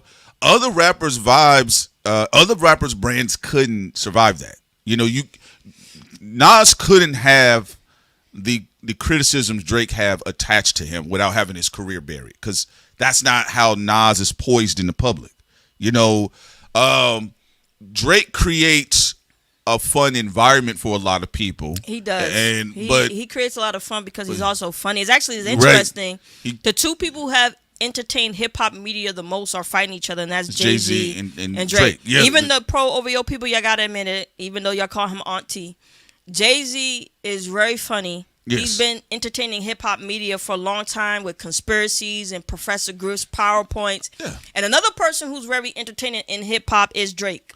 So the reason why I'm bringing it up, and I get what you're saying, but, you know, aesthetically, most of the black American men that excel to any height of musical genre, they have been the definition of cool. Just like with black women. You know, Whitney Houston at the height of her career was the definition of cool. You know, you saw it with Sarah Vaughan. You've seen it with Billie Holiday. There's a cool. Now there was some depressing aspects to Billie Holiday, but overall, when you look at her pictures, it's a definition of cool. So you've seen it with the rappers. Tupac, definition of cool. You see it with Jay-Z, definition of cool. It's all this is Miles Davis, the birth of the cool. All this other type of stuff. Jay-Z had some embarrassing moments though. Embarrassing moments, but what I'm saying is a defined litmus factor of what cool is. Well, right? I'm saying that's important and because that's what, Nas undermined it. Because he was also seen as what? Jay-Z's coolness. But why? And then Dipset dick rided and did the whole camel face. Before you jump to Dipset, go back to Nas. Oh, yeah, Nas is the definition of cool. Because he was seen as what? What? What do you mean? Cooler. Yeah. But no, he proved that he was cooler. They were having a cool war off, but Nas did humiliate Drake. I mean, humiliated. It made Jay-Z look uncool. He made Jay-Z look uncool. Yeah, and that was the first time Jay-Z looked uncool to the public. I personally don't. I never thought I have ever seen Drake across the board look cool to the general public. He had moments, but Drake's his brand doesn't. It's not that. Drake's brand is people are curious about him and his diary. Right. That's why when people be like, oh, he got a rap from another person's perspective, nobody cares about that. They want him to write in his journal. About him.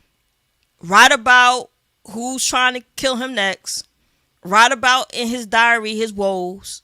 And that's what is successful for him.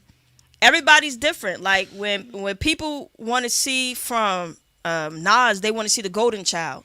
Yeah. Like Nas, for a long time in his career, he was seen as Aang from Avatar. The Avatar. Mm-hmm. And then, there was controversy because, Aang reincarnated as something more, something less pure from a hip hop perspective when they got mad because Nas did It Was Written. But the whole point is, everybody got their it factor. I think people are mad that Drake's it factor makes him more shameless than others because he doesn't have to rely on Cole because it relies on him doing his being his diary. Yeah, right, his no, that's what I raps. said. That's what I said. Drake has a shameless brand. Like, and I know, like, think about what people are attaching to him. Kendrick would get way more criticism in that sector because for the better part, Kendrick has appeared cool or had a cool head in the process. All right. So right. what was what people... Ye said? Ye said, "I'm not gonna call," and y'all know what the F word. He said, "I'm not gonna call Kendrick the F word," even when he was. You mean Drake? No. Oh yeah, I get what you're saying. He said even when Ye was dissing Kendrick, he said, "I'm not gonna call Kendrick the F word." Right. But he said he loves Drake, but he called Drake the F word. Because that's a superpower there. Yeah, when you don't have to be cool and still people want to listen to you. Yeah, that's why, because what really has been associated with Drake throughout his career? He's corny. Right? That usually kills what? Most American black rappers. The same thing that people they did destroy, and also this is something that's important. No, other black Americans buy the gun of the assassin that's usually also black, but behind some Jewish or white guys behind it. They have destroyed a lot of careers. Like there was some black people who turned against De La Soul because industry blacks was out there saying they're not cool. Yeah. So when like Me, Myself, and I came out, it was doing very well. And I don't know why there's this maliciousness, but I think it does have to do with the white fingers in the industry. They had prominent other rappers that I've liked their music. They're in the history books too, but they went out there and ran out there and called De La Soul corny. Yeah. They said, De La Soul sucks. All this other shit. That's what I'm trying to get people to understand. Like they don't understand that that tells you something. They don't really look at that because look, even when Tupac, like even as much as people revere Tupac, there are people that were like when he was MC New York, there's that nigga sound corny when he was doing that shit. I believe it or not, around the time, everything is mythologized now because the boy is dead. But at the time, when Tupac did Keep Your Head Up, he got dissed for that too. They was like, oh yeah, that's the nigga that did the Keep Your Head Up record. Chance the Rapper. But they say Chance the Rapper did survive the corny onslaught. Right. That's so what I wouldn't say Drake is the only survivor. That's a good point. Whoever said it in the chat, 777, yeah, Chance the Rapper did survive because they tried to kill his career by calling him corny too, which I do think create an effect of why some people do defend Drake because they remember rappers that were called corny, even if they didn't do anything against the black community, they saw the backlash. I'm gonna use a definition of it. Remember, even when Lil Kim dissed Tupac, she said you got set up, you got wet up, but you always remember you got to keep your head up. And they did make fun of Tupac because of that. Right? And Tupac came back as Machiavelli, baby. Right. So most of the times in rap music, oh my God, especially the Gen X niggas, you get labeled a cornball. That's it. Look what they did to MC Hammer. Dancing ass nigga. He's singing, dancing, and rapping. Get this cornball shit out of here. They eventually called MC Hammer corny. Yeah, that's what they did. KRS-One was trying to say it was about hip hop, but it wasn't. It was really KRS-One was whispering that Nelly was corny. But what did I tell y'all? Don't believe industry niggas. Because if Nelly would have been like, yo, K, man, I think you're a legend. I want you on the remix. KRS-One would say, Nelly is hip hop. So don't believe niggas. That's a good point. KRS-One said that Nelly wasn't hip hop only because they were beefing. That was it. So I mean, like, you know, people can have their definition of what they want, but I ain't never seen somebody who wasn't hip hop get this many hip hop competitors. And then also, I don't back down to people trying to publicly shame me. I know for a fact all the rappers that have defeated Drake in battle, and the one that lost, Meek Mill, they've all said that Drake was hip hop. And then people be like, well, if anybody like Drake music, they're corny. Then that means Kendrick will be corny. That means most of y'all in the chat, even if you like one song from him, that means y'all corny. That means Schoolboy Q is corny. That means Ab Soul is corny. That means ASAP Rock is corny. That means Rihanna's corny. That means everybody in Young Money, Cash Money corny. That means there are a lot of corny niggas then. Well, yeah, a lot of corny people then. Well, I mean, Joe, some of the people, real quick, said some of the folks. I'll be honest. Some rappers you meet, you will find that, like T.I. said, you'd be surprised how lame as hell a lot of niggas are behind the scenes. You know, and I think that's more off-putting that you find like a nigga lame, you know, versus like whatever you think that is. But well, just to say one more point to finish. Also, in the reverse, people who be like, Kendrick music is Color Purple music, but y'all all still like Kendrick's music. So, like, let's not act like you don't like the it's a split. It's a split. No, I'm saying some of the people who were crying and saying he do Color Purple music, yeah. I went and looked at them. They did like some of Kendrick's albums and songs. Well, okay, Kendrick is the type of artist, they would say his theme, his approach. There are some niggas, I said, just like with Nas, they don't want to hear the pro-black shit. They don't want to hear the blackity-black shit, right? Which is why there are people that have not delved into his background, but they did classify Kendrick as a conscious nigga, you know, because if you look at it on the appearance, you put To Pimp a Butterfly next to Train of Thought by Black Star, people probably by default assume that to be the case. Yeah, but the point is, they still was fucking with his music. You still like Good Kid, Mad City. You still went to. Well, you know, Americans. You still went to listen to Damn. But that's American sin. Americans hate on things they love too. All right, you want to go to the super chats real quick, Prince? Shameless or not, it seems like Drake is always fighting imposter syndrome, always searching for validation. It's obnoxious. And it has it has to be tiring. Well, you write Biddy in the appearance of it, but also Biddy, it's America. America as a culture has an imposter syndrome. Look at the presidents that are selected. You know, it looked like some funny business went on in 2024, but man, culturally, did a lot of people make sure they kept Trump's brand alive. Also, that is true. A super chat with show. Kara's one was also going at PM Dawn back in the days, and they also from Jersey, so shout out to them. Yeah, they was calling PM Dawn. We appreciate you all. They were calling PM Dawn corny, and I like this song. Boom ba da da, boom da da da, da da da da. So it's like you got to be careful, like to really. Here's the thing, the other side of it too. They called Chance the Rapper a cornball. They say he got the number 3 hat on again. He always making his happy ass music. He kept pushing. They told Drake, stop doing them fucking duck lick niggas. We tired of that shit. He put out more duck lips. That's it. That's all you got to do in America. Just keep moving. Because if it's working for you, somebody's going to bitch about it. That's just what it is. And that's something beyond these rap niggas. For you all in your own personal life. If it's working for you, a hater or two will pop up. Also, Prince Mel said Kendrick and Drake are more similar than people want to admit. Even Ack, who pretends to not like Kendrick, knows his songs by heart.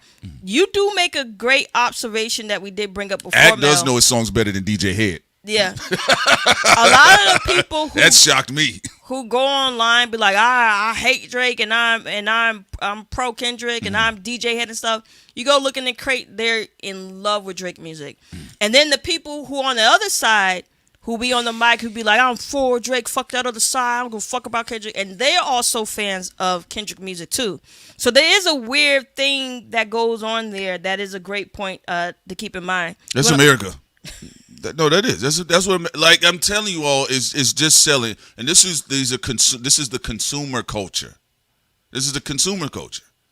You know, it's kind of like, okay, if y'all tell me, if you say like for 10 years, I'll give you an example. I just tell y'all like I told y'all last time in 2024.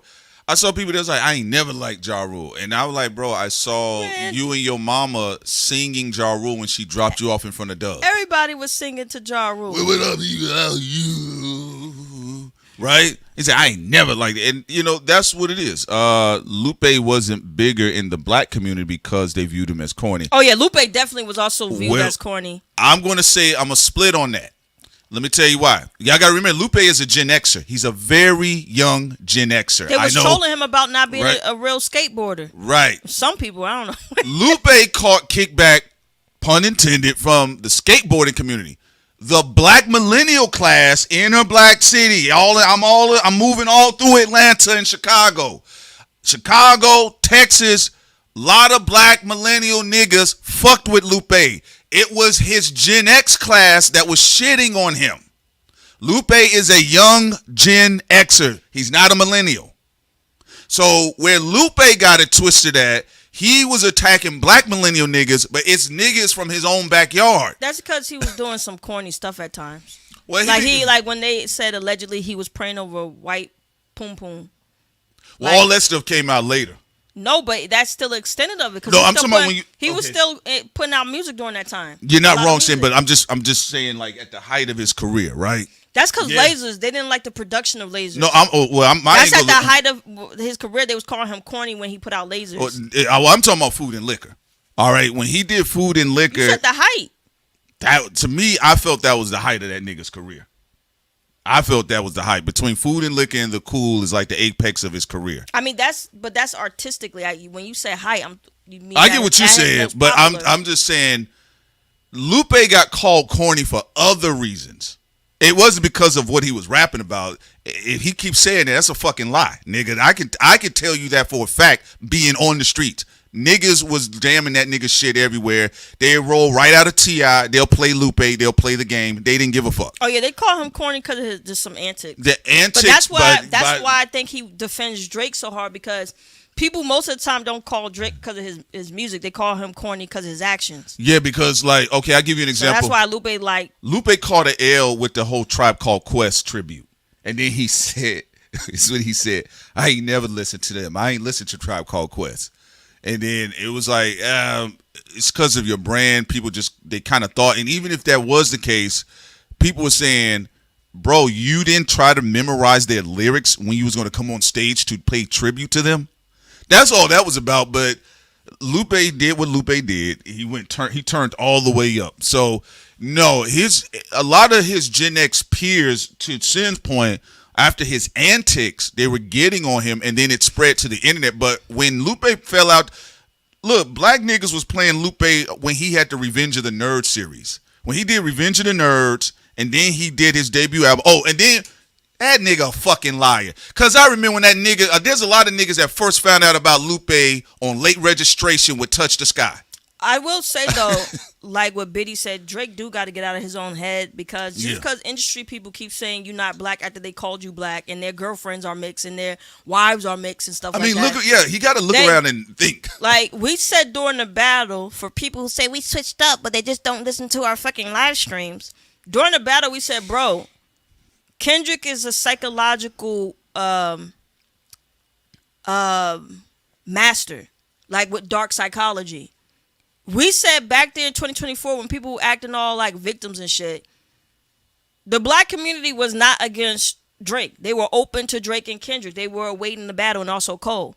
Drake didn't have no black people against him in the audience. We said, bro, if you allow industry people to get in your head, you gonna fuck up. Mm-hmm. And also, I disagree with people saying most of Drake's support is overseas. He do get a lot of overseas support, but so does Kendrick. We heard them Club Paradise niggas.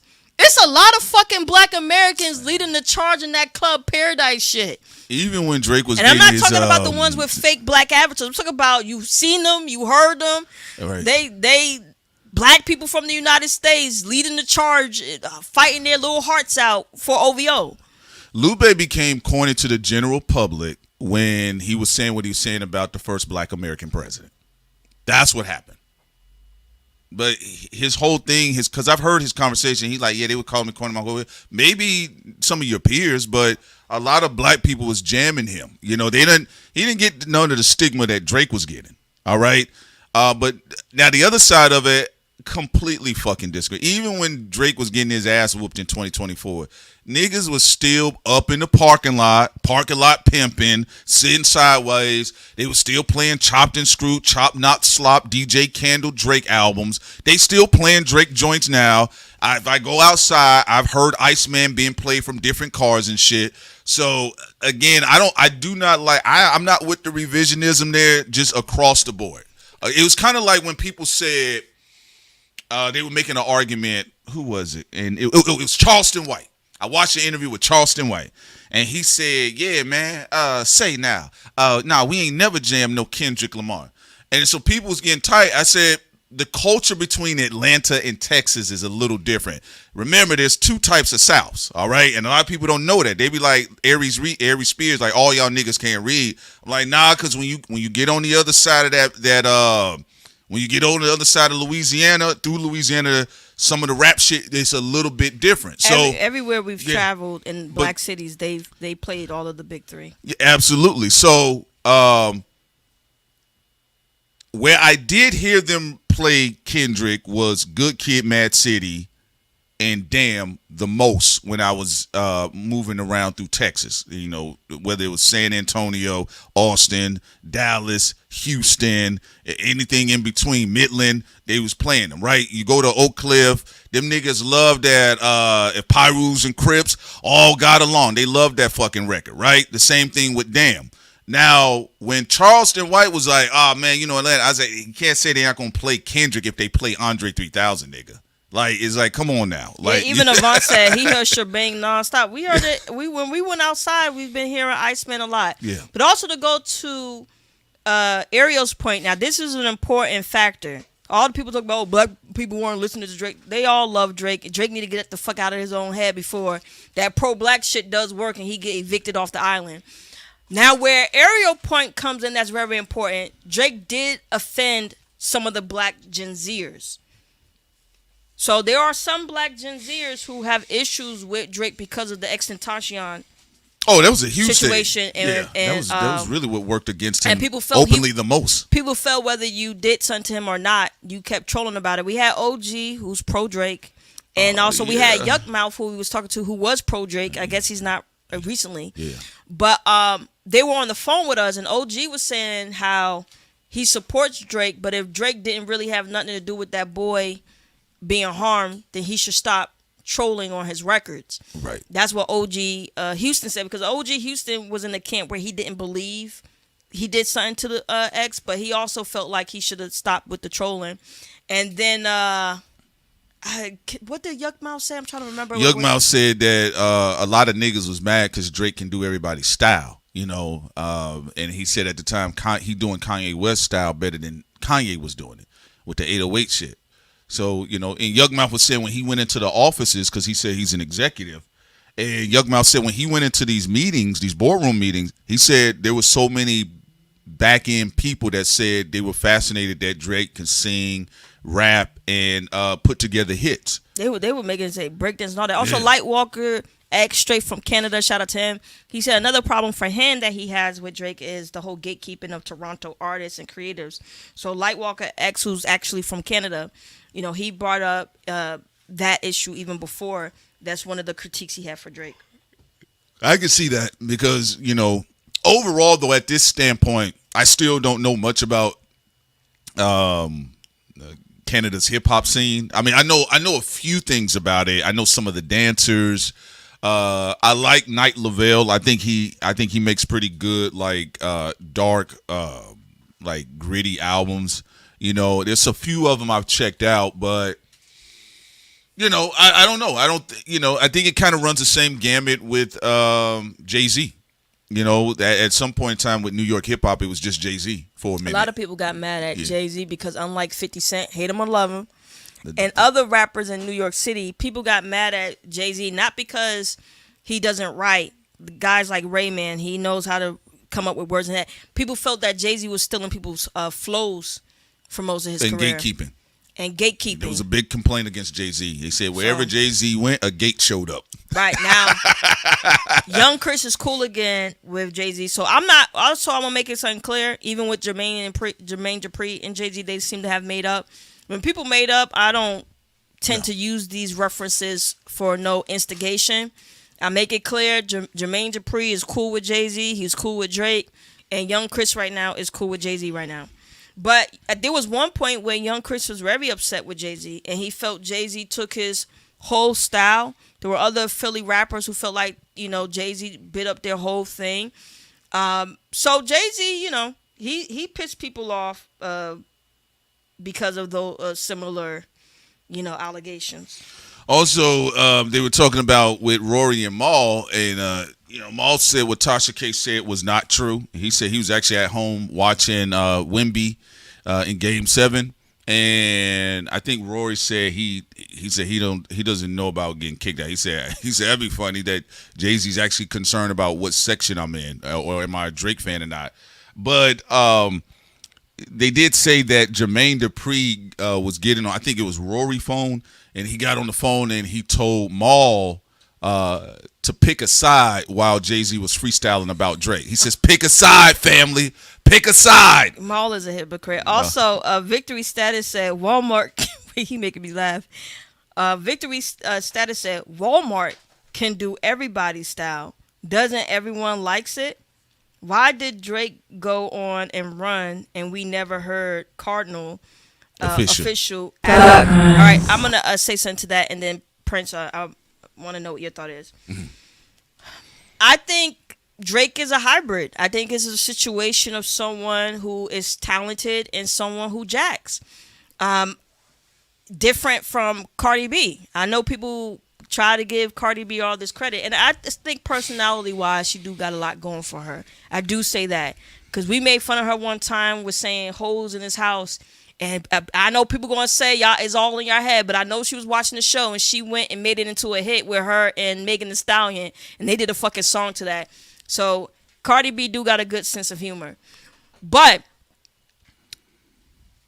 Drake factually co-wrote Unthinkable with Alicia Keys. He does have Beyonce. Oh, we messing up? No, go ahead. Sam. Just keep going. Beyonce said, that she takes somebody's style. It is what it is now, and she's another example. Oh, it was like her stylist said that or something. Oh, her stylist said it. Stylist said that Beyonce said she could take whatever fucking style she want, and Beyonce is one of the greatest performers of all time. Yeah. I know people try to shit on that with her. You can't. Quincy said that about Michael Jackson too. She is literally one of the greatest fucking performers of all time, and yet people in her camp said she has stolen a lot of people's shit. So you have that category, and then you have I personally think the minority within the industry now that used to be more prevalent is people who just do their own stuff. Like completely to themselves, and they don't take from nobody. Yeah. Quincy Jones said that about Michael Jackson. He said that Michael Jackson used to routinely steal. Now, again, Quincy and Michael got their own issues, so I'm just putting that out there, just like the stylist said about Beyonce. And you do have the whole culture of still like an artist that's celebrated in the industry. So you're gonna have that. As far as Cardinal official. There's a couple things that could have been interwoven in that situation. Cardinal. Timing.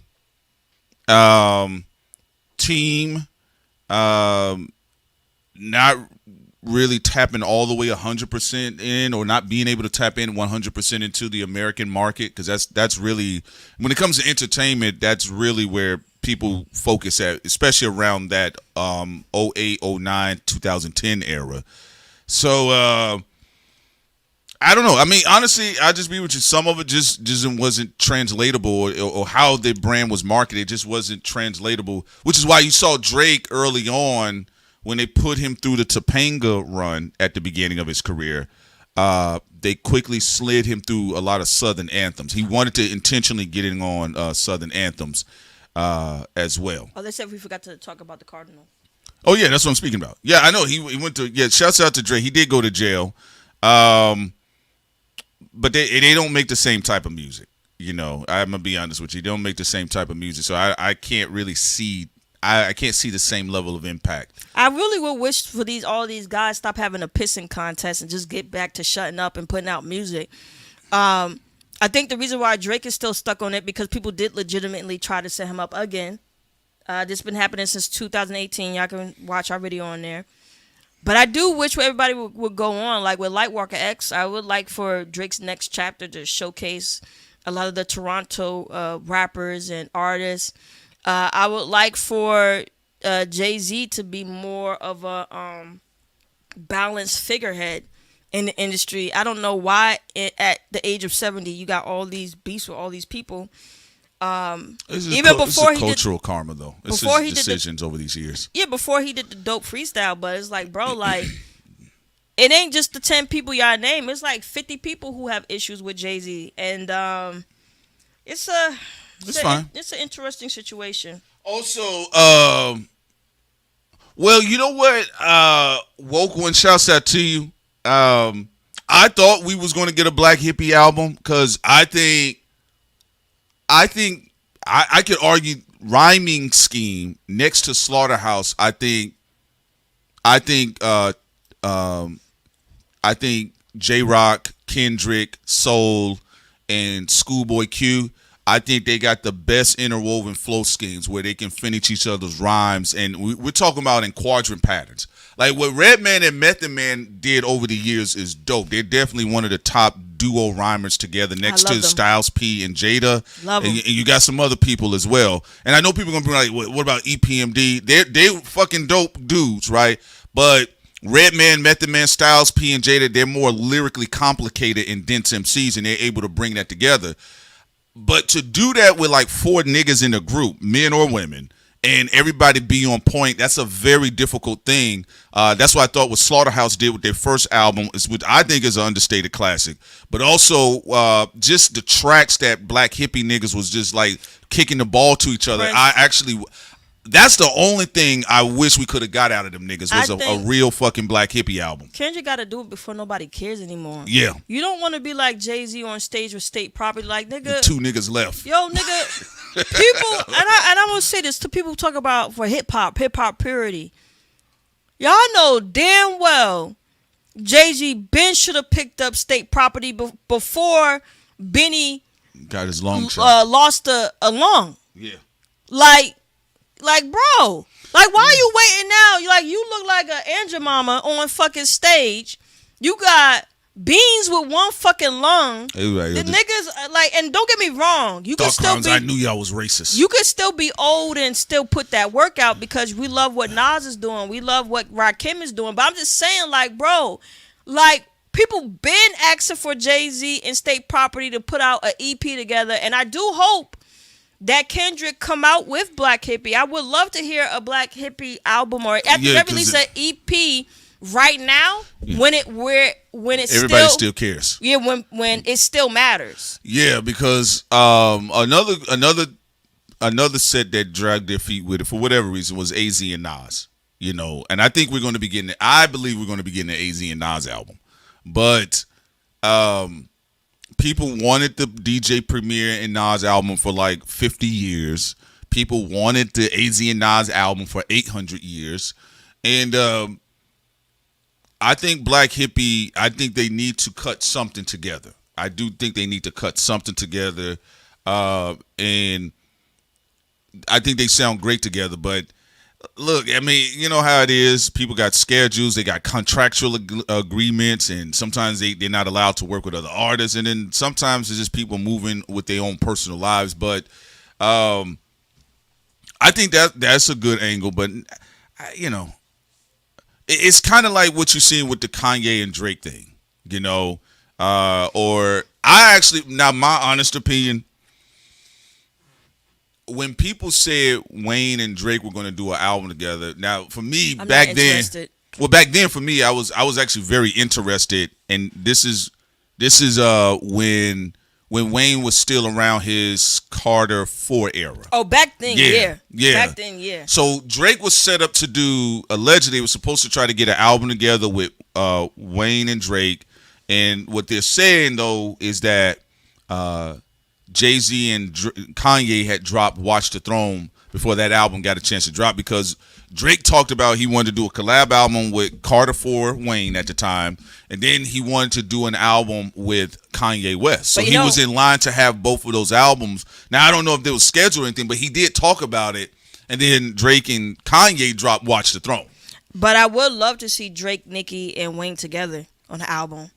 A whole EP. Like, look, bro, industry people, before y'all kill each other, at least put out the fucking music we want to hear. Y'all niggas try and kill each other, and y'all where's the fucking murk? Man, all right, we want to hear Nas. I mean, we want to hear of course Nas. He just keeps putting out dope music, but I want to hear Nicki Minaj, Drake, and Wayne album. I want to hear Nicki rant about Jay-Z, but on tracks, because I did think her what she said on her band in the NO. I love Nicki Minaj verses on there, because that shit, she was so shady. Deal with somebody safer, black mask on. So I would like to hear them three together. Also, we haven't put out our full review of Iceman yet, but I didn't think it was a bad album. The favorite track on that album is Whisper My Name. But yeah, I would like to see this year, next year, Black Hippie album or EP, Young Money collaborative album or EP. I would like that. You know, I would like for some people just to put out some more music. Yeah. Also, let me see here. Dre says Prince, AZ, and Nas has been confirmed for 2026. I thought so. When it was floating next to each other, I said, them niggas like they about to drop an album. So it'll be good to have that. But yeah. Now, I think with the Cash Money, Young Money, Wayne, and Nicki situation, and the Drake, I think labels do play a role in that. Now, with Wayne, Drake, and Nicki, because they're such big artists, labels do get in the way of a lot of shit. Now, I've heard that before, because if I recall, they were trying to do something before, but all of this label pulling happened. It's kind of the same thing that actually happened with Cole and Kendrick. People was making about everything else, but it was all of the stickiness of the label issues, you know? And that should tell you how bad the industry is, because it does interrupt in artistic endeavors the same way it interrupted and prevented a Michael Jackson and Whitney Houston collaboration. Oh, HM3 from Atlanta, he's saying, can we get another Outkast album? That's a good point. Andre got to stop having cold feet. Well, Andre... What you guys say, fellow ATLian? Shouts out to... Love the avatar, by the way, HM3. About your boy, Andre, fucking up one more album with Outkast. What you think about that? I'm good on it. I think they got a perfect discography. Do I sometimes get a little annoyed by the random verses from Andre? Yes, I do.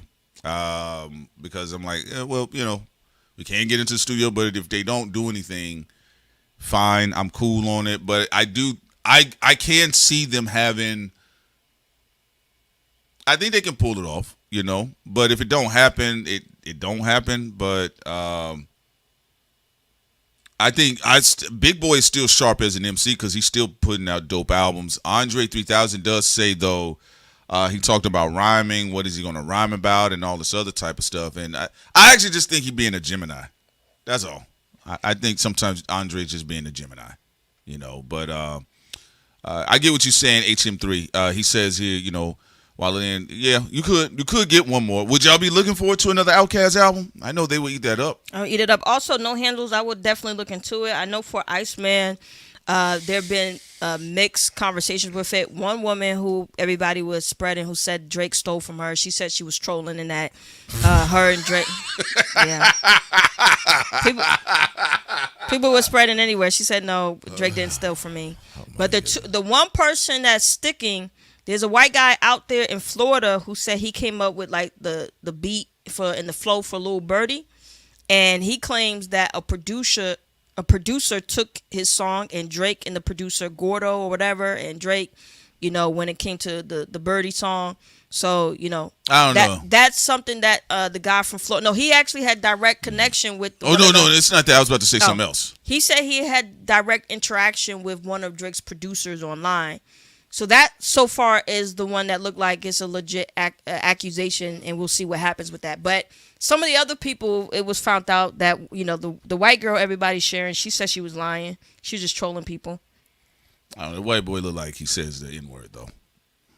Every white person probably said the N-word. But he talking about, you know what I'm saying, twin? I'm good on the G. I hope white boy can't say twin? Yeah, I'm all right. What we doing, twin? Yeah, nah, Take him through there. I'm cool, shawty. Y'all got Take me through there, man. I wanna, you know? Yeah, you can go and get Kevin Federline out of my face. He did look like Kevin Federline. Still, nonetheless, though, an artist is an artist, nonetheless. Are you guys gonna check out the BET Awards? No, not me. No. I don't know what is it gonna do. They gonna who they gonna bring, like Lauryn Hill out, or like who are they bringing out different? Pass. I'll look at the. They clips. said Drewski is going to be hosting it. He has been funny lately, Yeah. even more funny. Yeah. Still no. I'll look at the clips online. Who would else be there? What are they going to do? You know, I think that's going to be them to try to galvanize black people into the politics, though. I know what they're going to be doing. Guys, let's get into it. Let's see what else they got. We gonna get into these phone calls though, Prince. I mean, like, wow. I mean, we gonna be like, what? I mean, saying you the phone call girl. You the one that's supposed to say it. Phone call girl does not sound appropriate. You fine. You all right. That's why Scorpios. You can't let Scorpios speak on your name. You know. Sounded like Drake. Your name, you know. Can't let Scorpio speak on your name. Can't let Scorpios speak on your name. Speak on whatever. You the call girl. Yeah. Like what? Yeah. You have to show the Marcine for call-ins, the one we made for everybody. I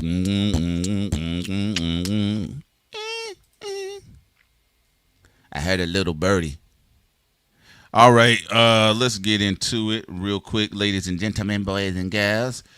All right, call-in number. I'm going to have that on the screen for y'all. Pie y'all! Oh, yes. Yeah. All right. Okay, let's see here. That was Cap saying that was all promo. So are you? Who you saying is? What y'all saying is Cap? All right, let's see. Mister's calling when you get a chance. Listen. Call a name. Where you from? Ariel, and I'm from the South. And what's up, Ariel? What's up, Ariel? What's good with you? Go ahead. What's up? What's up, Prince? Hey, how's my favorite call girl, Sandy, doing? I'm doing all right. All right, man. What's good with you? No, man, it's really fucking crazy out there. I know. I've been sending y'all a lot of stuff. There's a lot of shit popping up in my backyard, so I'm just trying to stay centric as much as I data can. centers, Proud Boys. Yes. Oh yeah. Yeah. So yeah, it's fun. But man, this Drake shit is always hilarious, and it's too many fucking hypocrites. Biggest soap opera we've ever seen in our life. Like I already thought, like we used to call Jay-Z General Hospital Hove, right? And it's like because it's two soap opera guys fighting each other, it's like consuming the entire hip hop world. All of the hip hop niggas are soap operas though. It shows you how dramatic they are though. But you don't think Jay-Z and Drake is the top of that with the soap opera stuff? Yeah, hell yeah, man. Please. They're the kings of this shit. I mean, like they're literally fighting the same person. Like Drake and Jay-Z are the same person. Down. Drake and Jay-Z, the content is the same. They're messy. They're very messy. I mean, like they like to play victim but do bullshit behind the scenes. I mean, like it's literally the same person. It's just one's a black American and one is half black from Canada. Did you hear what they said? Did you hear what they said? He said one of the things. Maul said one of the things Drake asked him about. He said, "What's up with the hair?" With who? With Jay-Z's hair. That's what Drake asked about. Yeah, that's what Maul said. That's what Maul said in the clip. It's floating up, and he said. He said guys, don't take it that way. Maul was trying to clean it up. He said that It's because we never see Jay-Z with an afro. Nah, Maul got caught. Between Rock Nation and OVO, you're gonna have to pick a side, Maul. Yeah, Maul is gonna have to pick a side. I do agree, Maul. You need to pick a side, nigga. You was getting everybody telling them they need to pick a side, and here you told are. J. Cole that. Straddling between OVO and Rock. He told J. Cole that, but yeah, that did make me laugh. He said, "Yeah, man, what's up with the hair? Like, we never seen him with an afro." I said, "That shit's funny." Everything about this shit is funny. Hilarious. But why can't Jay-Z and Drake leave it there? Why can't they just roast each other? Why the whole internet gotta be dragged into this? Come on now, it's two. Think about two top girls in the same crew, two top boys in the same crew. It's going to be a fight. Yeah. It's like it's literally high school shit with espionage. Yeah, it is. Now the espionage is wild because they're both backed by Peter Thiel. Exactly. We're joking. Don't try to sue us. Funding both wars. Yeah, both sides are getting funded. Right. But anything else that you think you've seen, or how do you I know concerning this, because you have sent us a lot of stuff, Ariel, about the news and everything. We get to, you know what? No, man, fuck the hip hop shit. If you want to talk to us about Peter Thiel, what do you think about Peter Thiel moving to Argentina? Because a lot of the boys online, a lot of his fanboys online are panicking. Yeah, I mean, like, he's just like y'all said, that's another power hub. I mean, like, he's just doing what his Nazi idols did after World War II. They ran to Argentina, like Drake runs to Atlanta when he needs some help. I mean, like, that's just another power hub for him. And I think y'all are correct because I definitely, because things like y'all said, and like I've been saying, things are going to get worse financially for a lot of people, for everybody that can't handle it. And there are, like, with poly market, like, there are predictions, both public and not public, that are being used to bet on whether the American economy crashes. So I think who's gonna die next? Yeah. I mean, like, they've been doing that. Yeah. They're doing that with Kendrick, Drake, and Cole, and Jay-Z. Yeah, they definitely betting to see who dies first in this hip hop civil war. Yeah, as long as y'all don't look at us niggas, right? No matter who dies, they're gonna blame the fans. Well, I tell fans stay out of it. They already been on a tour blaming fans about this situation. Stop it. All of this is coming from the industry. It's not coming from the fans. Well, it's so wild right now. I'm gonna be honest with y'all. They have so little power. There's no narrative from the industry that can really stick on the internet. If you want to know, like, why everybody keep bitching about all of this stuff, none of the industry narratives, no matter who they support, none of it's sticking on the internet. Do you get what I'm saying? Like, everything is on the wall, and people are getting angry that, like, one narrative just can't stick, so it can shut the conversation down.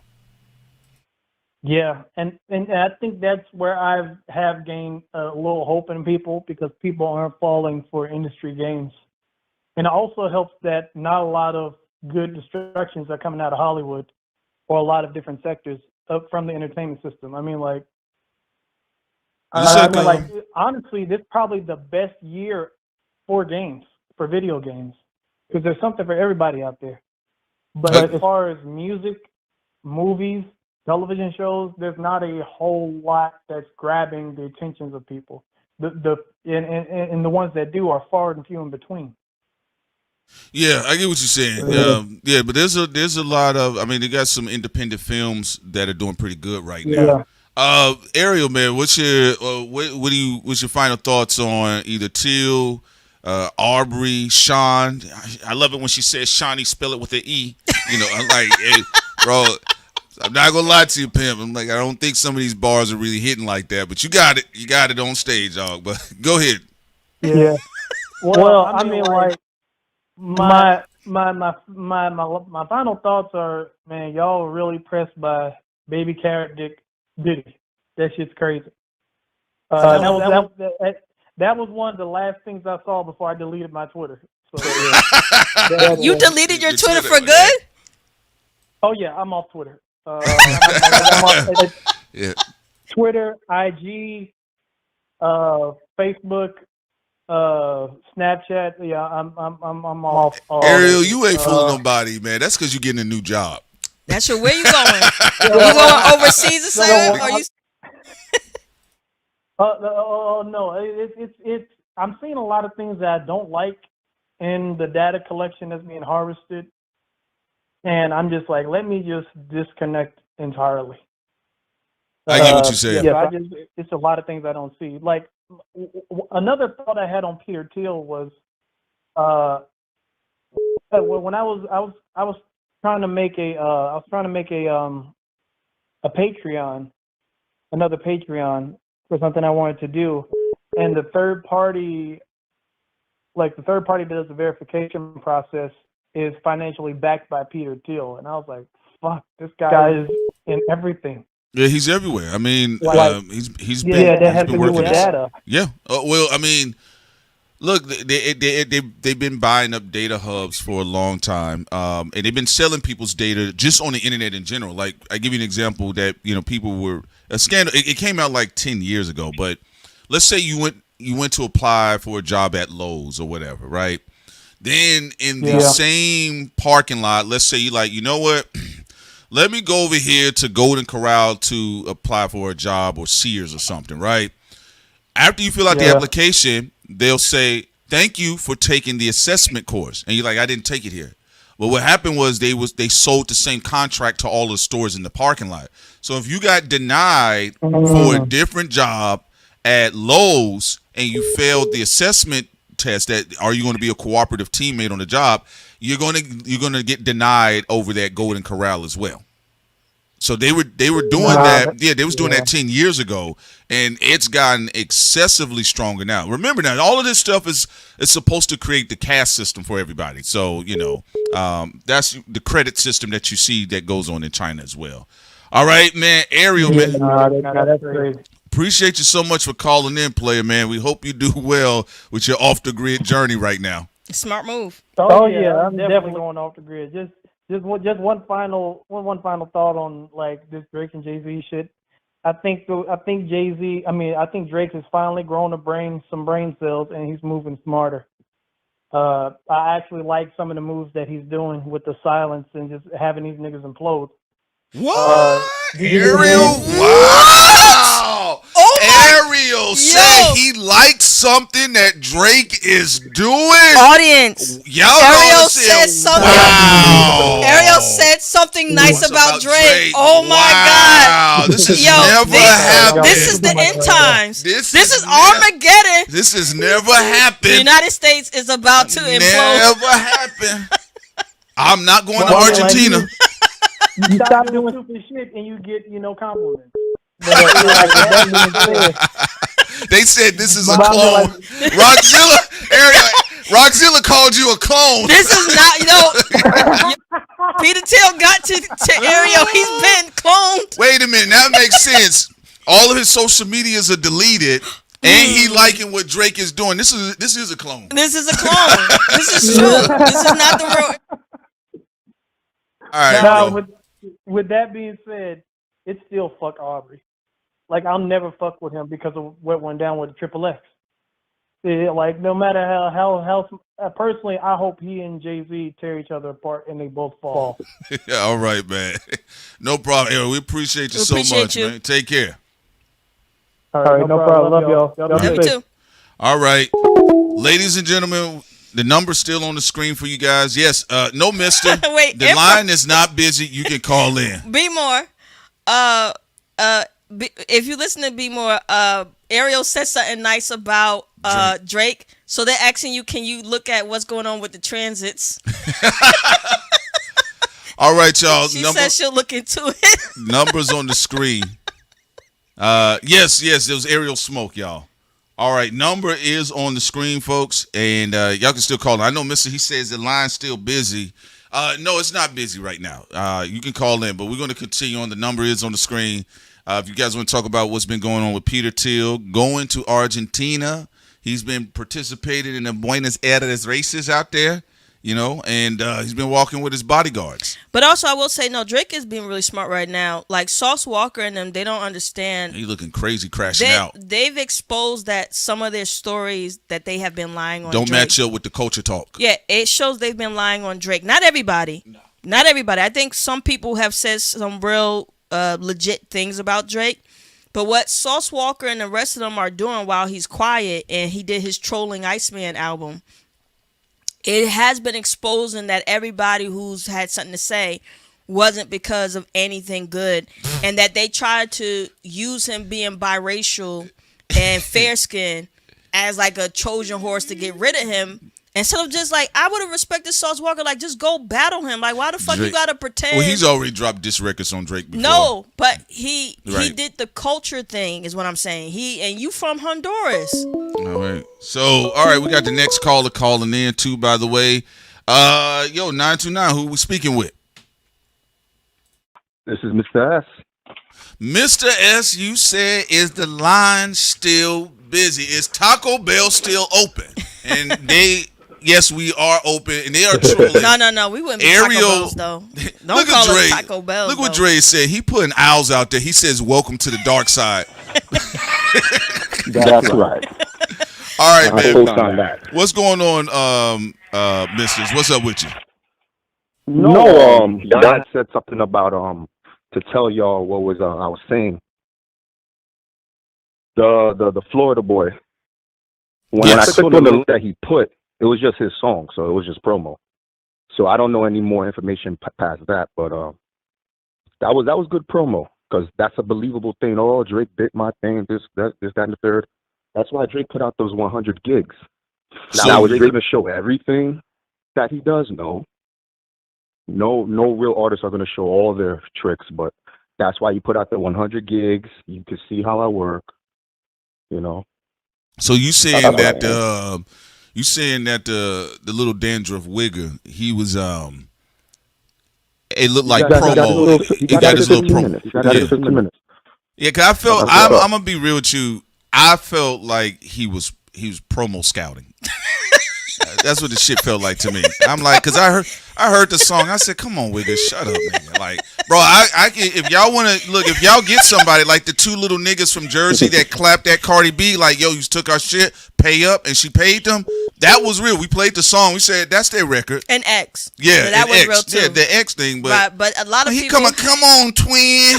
Come on, twin. Like, I think there's levels to this shit, though, right? Like for me, there's sweatshops, which Drake absolutely has. Okay. And then there's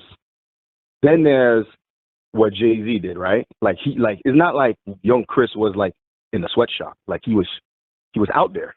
And then you stole the whisper flow. Y'all can sing with the flow. Like come on. Remember, and I think go ahead. No, you go ahead. You can finish. No, I just think the irony is, I think when you have somebody who's such a hybrid, I think in our minds, we've never seen somebody from Canada who also has Southern roots. And by the way, people make Canada sound like it's fucking Bangladesh. They're a fucking Anglosphere country, right? So to me, you have somebody who comes from that Caribbean sound, but then he also has those 90s Memphis UGK 3-6 sound. So then I think early in his mind, Drake said, okay, let me, if I hop on people's song, I'm going to showcase them, give them credit. I honestly believe that's what he thought in his mind. I believe that's what some of it is. But the people thought, he's just biting people. Huh? Go ahead.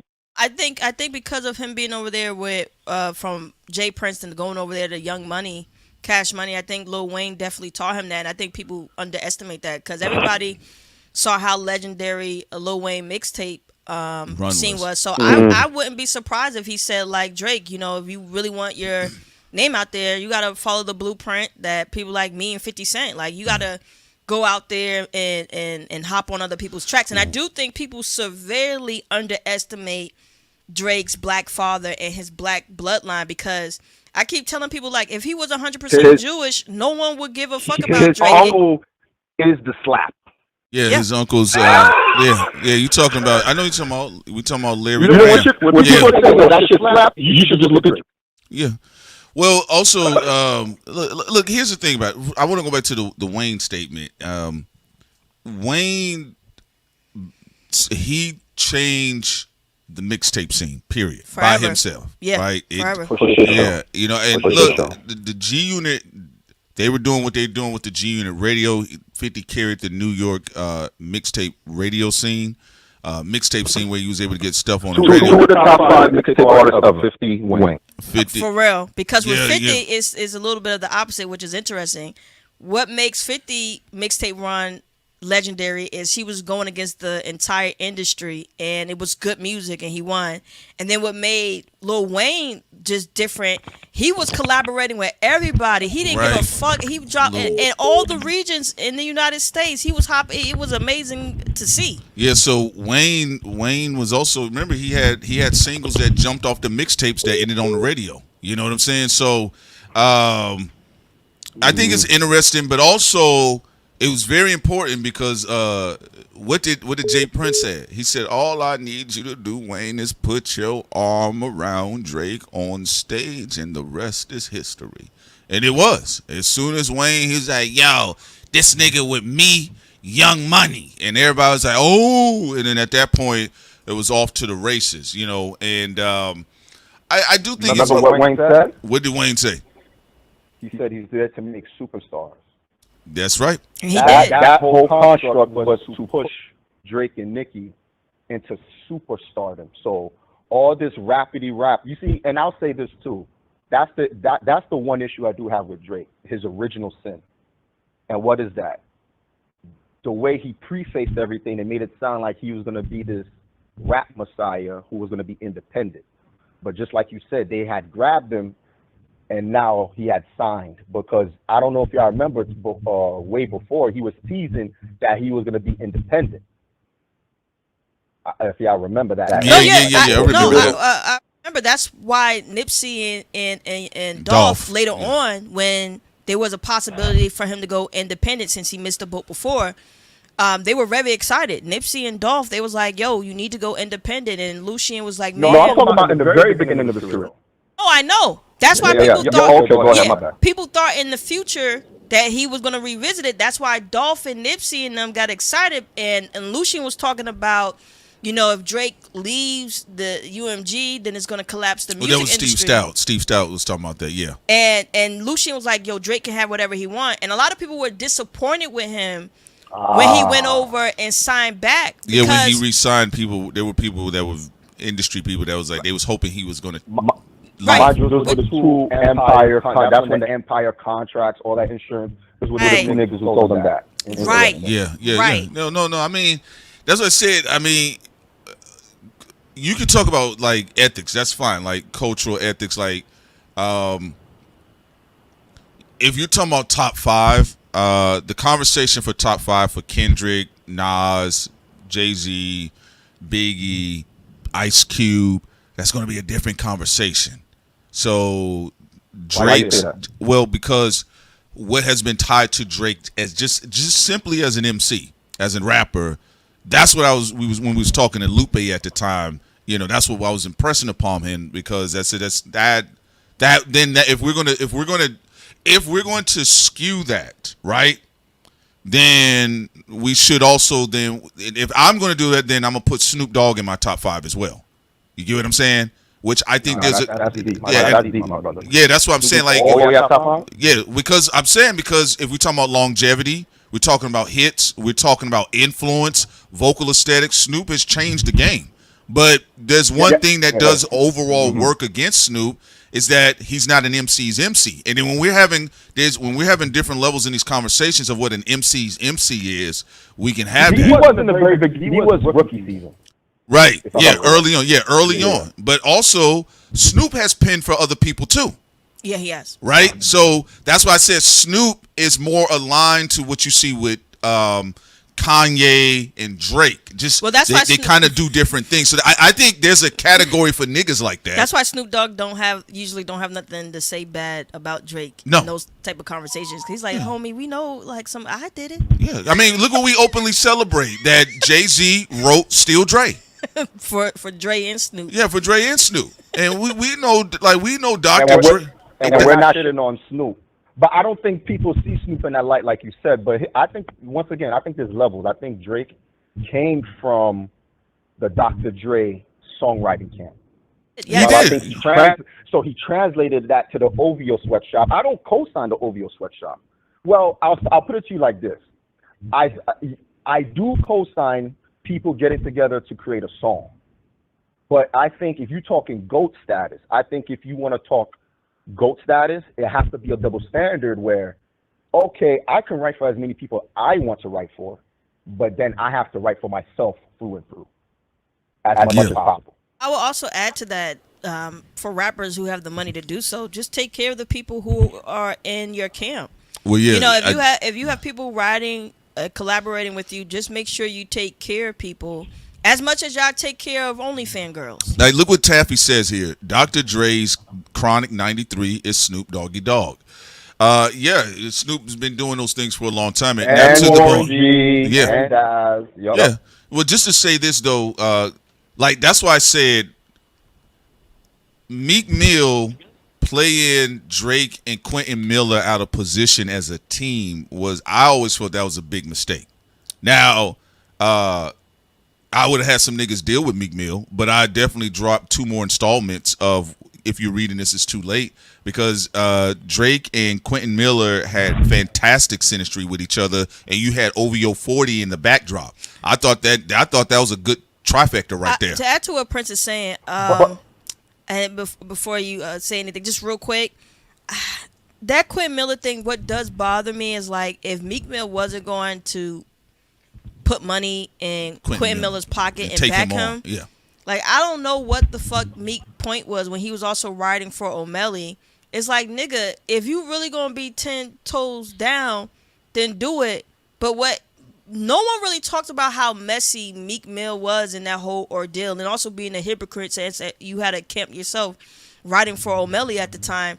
I just think, like, that's it, like you said, Prince, that was really a bizarre situation, and Quentin Miller got the worst end of the stick out of it. And then Drake and Meek Mill end up doing the song together again in a video. I wouldn't have bothered with that shit. But go ahead, Colin. Go ahead, Mister.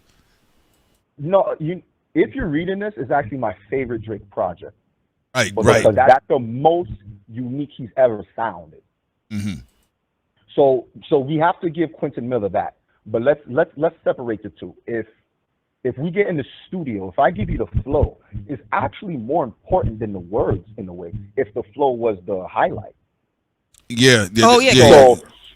So very he's very talented. Right. Go ahead.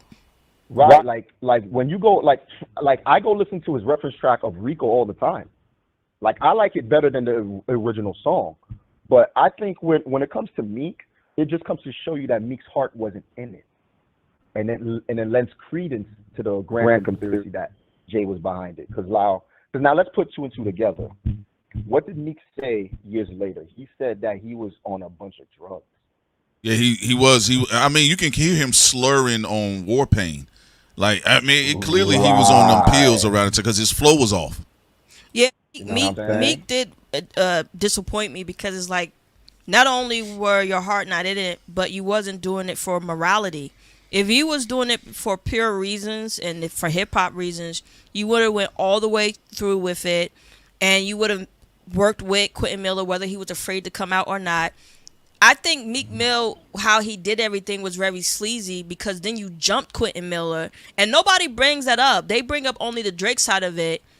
But it's like, y'all not gonna bring up the fact that Meek Mill got Quentin Miller jumped, and like everybody tried to make Quentin Miller into a laughing stock, and Meek Mill plays a big part of that because Meek was being a bully, and it also confirmed you was just jealous of Drake, because when your heart is in the right place and you're doing something of righteousness, you go all the way through with it, and you also help the people who are allegedly are being violated. Well, and Meek did none of the things. Well, even if it's just Even if you just, just having conviction. I didn't feel Meek moved into the battle with conviction, which is why he got washed on back to back and had all of the girls at the call center clapping their ass cheeks, right?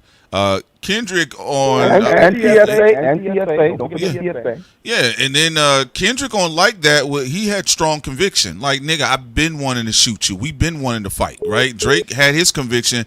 Little nigga, I've been wanting to slap your little ass across the face. They really had conviction going in there.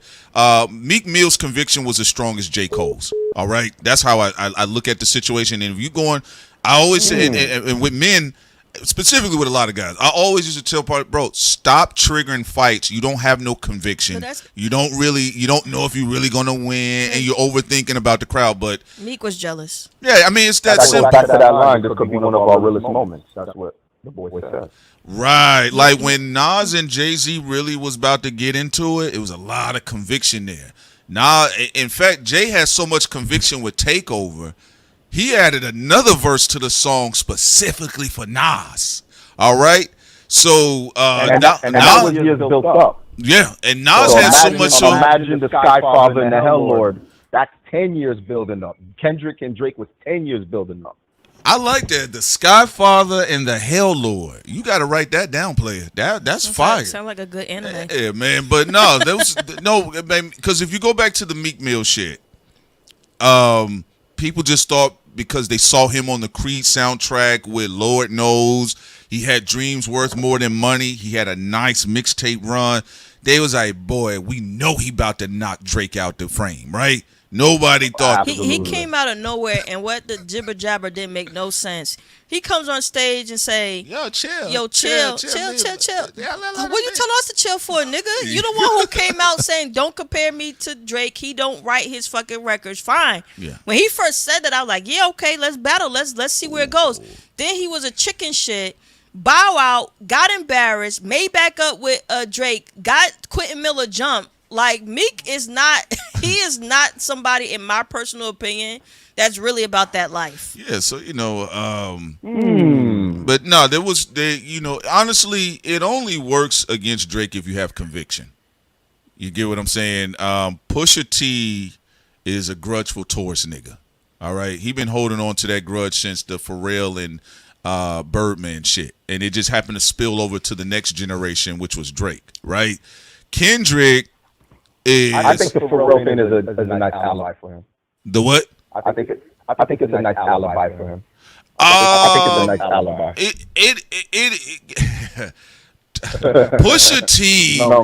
Pusha T is he's more theatrical, and yeah, that's true.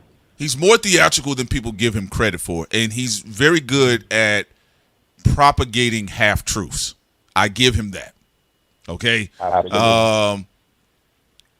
We know that Kendrick and Drake, it's been a grudge match for a moment. So that was going to happen. It was going to happen somewhere. And we know there was always like a weird energy because even though both of them are fans of each other's music. That's right. For people here, they're fans of each other's music. They got Kendrick on record driving, singing Drake records. And they got Drake wearing a Kendrick t-shirt. Yeah, so but Drake literally said on Hardcore 6, I do like the West Coast shit, but you tripling down on some whole other bullshit. Yeah, right. He actually does like not like us. Yeah. He does. And then y'all heard, Kendrick himself on Euphoria. He said he likes when Drake sings. So they are fans of each other's music. This whole situation, what's interesting is if Drake can just learn to continue to be quiet, anybody who did that half-truth shit is going to come out where the lies are. And like we just saw with Sauce Walker, you said he's a culture vulture, and Lord and behold, it's just because you sent your chick out for a honeypot mention. No, I don't mind. Wow. I don't mind the battles. When they were going back and forth initially, I didn't like a bunch of the shit that came afterwards. But I mean, if they would have cut, some other versions of Poetic Justice, or maybe Drake would have been singing on Money Trees, I wouldn't have minded that either. You know what I'm saying? So it's kind of one of them situations. But like we said, most of the people in the industry's beef with Drake, there's some other shit going on. I'm not saying the nigga perfect because he does his own fuck shit himself. But when people come to you all and they pop out and they're like, and they don't make any black aesthetic art like Kendrick. like, you know, whether people feel Kendrick's a hypocrite or not, there's some resonance to his history when he talks about I'm what the culture feeling based on what he was talking Real about. Dot fans know he's been prophesied his hypocrisy. Right. That's when you go listen to records like Never Catch Me On, you're gonna hate me when I'm gone. Like he been told us he was a hypocrite, but the thing is, these are not real Kendrick fans. They're K-bots. K-bots are not Kendrick fans. That is true, because there's a lot of niggas that did get on to Kendrick in 2024, and they like, yeah. So I know we get GNX Part 5. Kendrick was done a great disservice because it could have been this thing where after his victory, we could have went back to revisit everything and really put him in the light. No, everything. We had to just go back to the Drake. This is the Drake subs, and that's all lovely. But like this guy, Kendrick, it's almost like the reverse magic. It's like he chopped the proverbial king's head off just to not be a king himself. Like he literally is just trying to get his, like, now I see him with Whitney, like, oh, what the hell? Like, what's going on? He doesn't care to be the king, which is kind of ironic because I do think he even admitted there was some jealousy there. Go back to Buried Alive. Go back to Marvin's Room. Oh man, this guy's picking me up in a Maybach. I gotta do it better. I gotta do it bigger. These are all Dot's words. This is not just me, spitting some shit. And that's what but to the point where we were saying there's a lot of ways they artistically, there's an expression of likeness. There's some kinship there. I'm not gonna say they're 100% mirror of each other. I think that's why Jay-Z confused why a little mini version of him is staring at him right now. But to your point, you're speaking about the effect that both Drake and Kendrick are able to have is their vulnerability. So for like when Drake says, I was jealous when I saw you with your new man. I went home, I started swinging in the air, nobody cared. A lot of people, Drake loved it that he was jealous and angry, upset. But listen to what Kendrick said.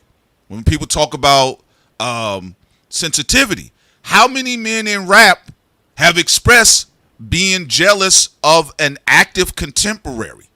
And also even the brilliance, even when you talk about the Heart Part 5, where Kendrick is talking about the culture and how the culture can also get you killed.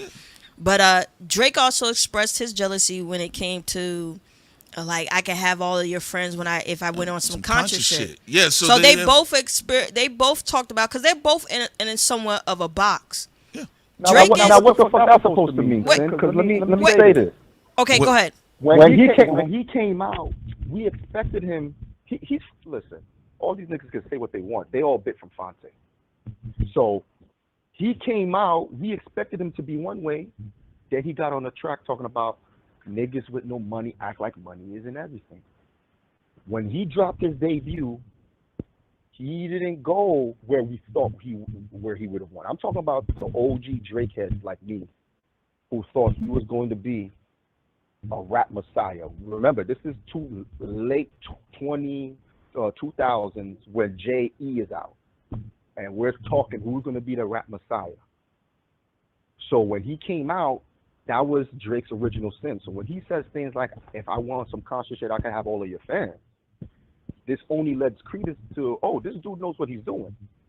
But here's the important thing, though. If you listen to all their new albums, they talk about the whole Messiah situation. GNX, even J. Cole putting his bid on the Fall Off, and then also with Drake on Iceman. But what's interesting is Drake has been put in a box because of his overt pop aesthetics, even though he is hip hop, because every hip hop dude is battling him. And then Kendrick he's been put in a box with hip hop, even though he has had pop songs and some pop aesthetics. That's why he's also very popular too. Now, where they are put in a box though, is Kendrick is put into this pro-black box that now, if he do anything that rare, of course, people going to cook him for it. And then with Drake, even though he's giving us all these great hip hop moments, as long as things don't go sideways with him and Jay-Z and Kendrick and all of them, they are still being talked about a lot of times in almost like a one-dimensional way. And then even when Prince talked about Buried Alive, like on the Take Care album, where Kendrick was talking about his insecurities with the whole persona of Drake, but also Drake talked about his insecurities with the persona of Kendrick. Because when you say on 100, like, I would have all of your fans if I went on some conscious shit, you know, then that means you're talking about an insecurity because you did not pick that route. You went and picked another route when it came to your career. Well, another thing about that is that Drake has lamented that he hasn't been celebrated in his blackness as much as maybe some other artists have been, right? But that is the downside of going to that level of pop, because Michael Jackson, and Drake and Michael, they're not the same artists, right? But Michael Jackson had experienced and talked about at some level of the highest forms of what the industry called is the crossover. They deauthorize your identity somewhere. You know, there's some form of dehumanism that does take place. You're not seen as a black artist anymore. You're seen as someone for everybody. There's some sort of ambiguousness there. And even when Drake had those themes of when he would lament in them spaces, I understood it, but also said, you know, but there is some level of ambiguity there with you. You are from Canada.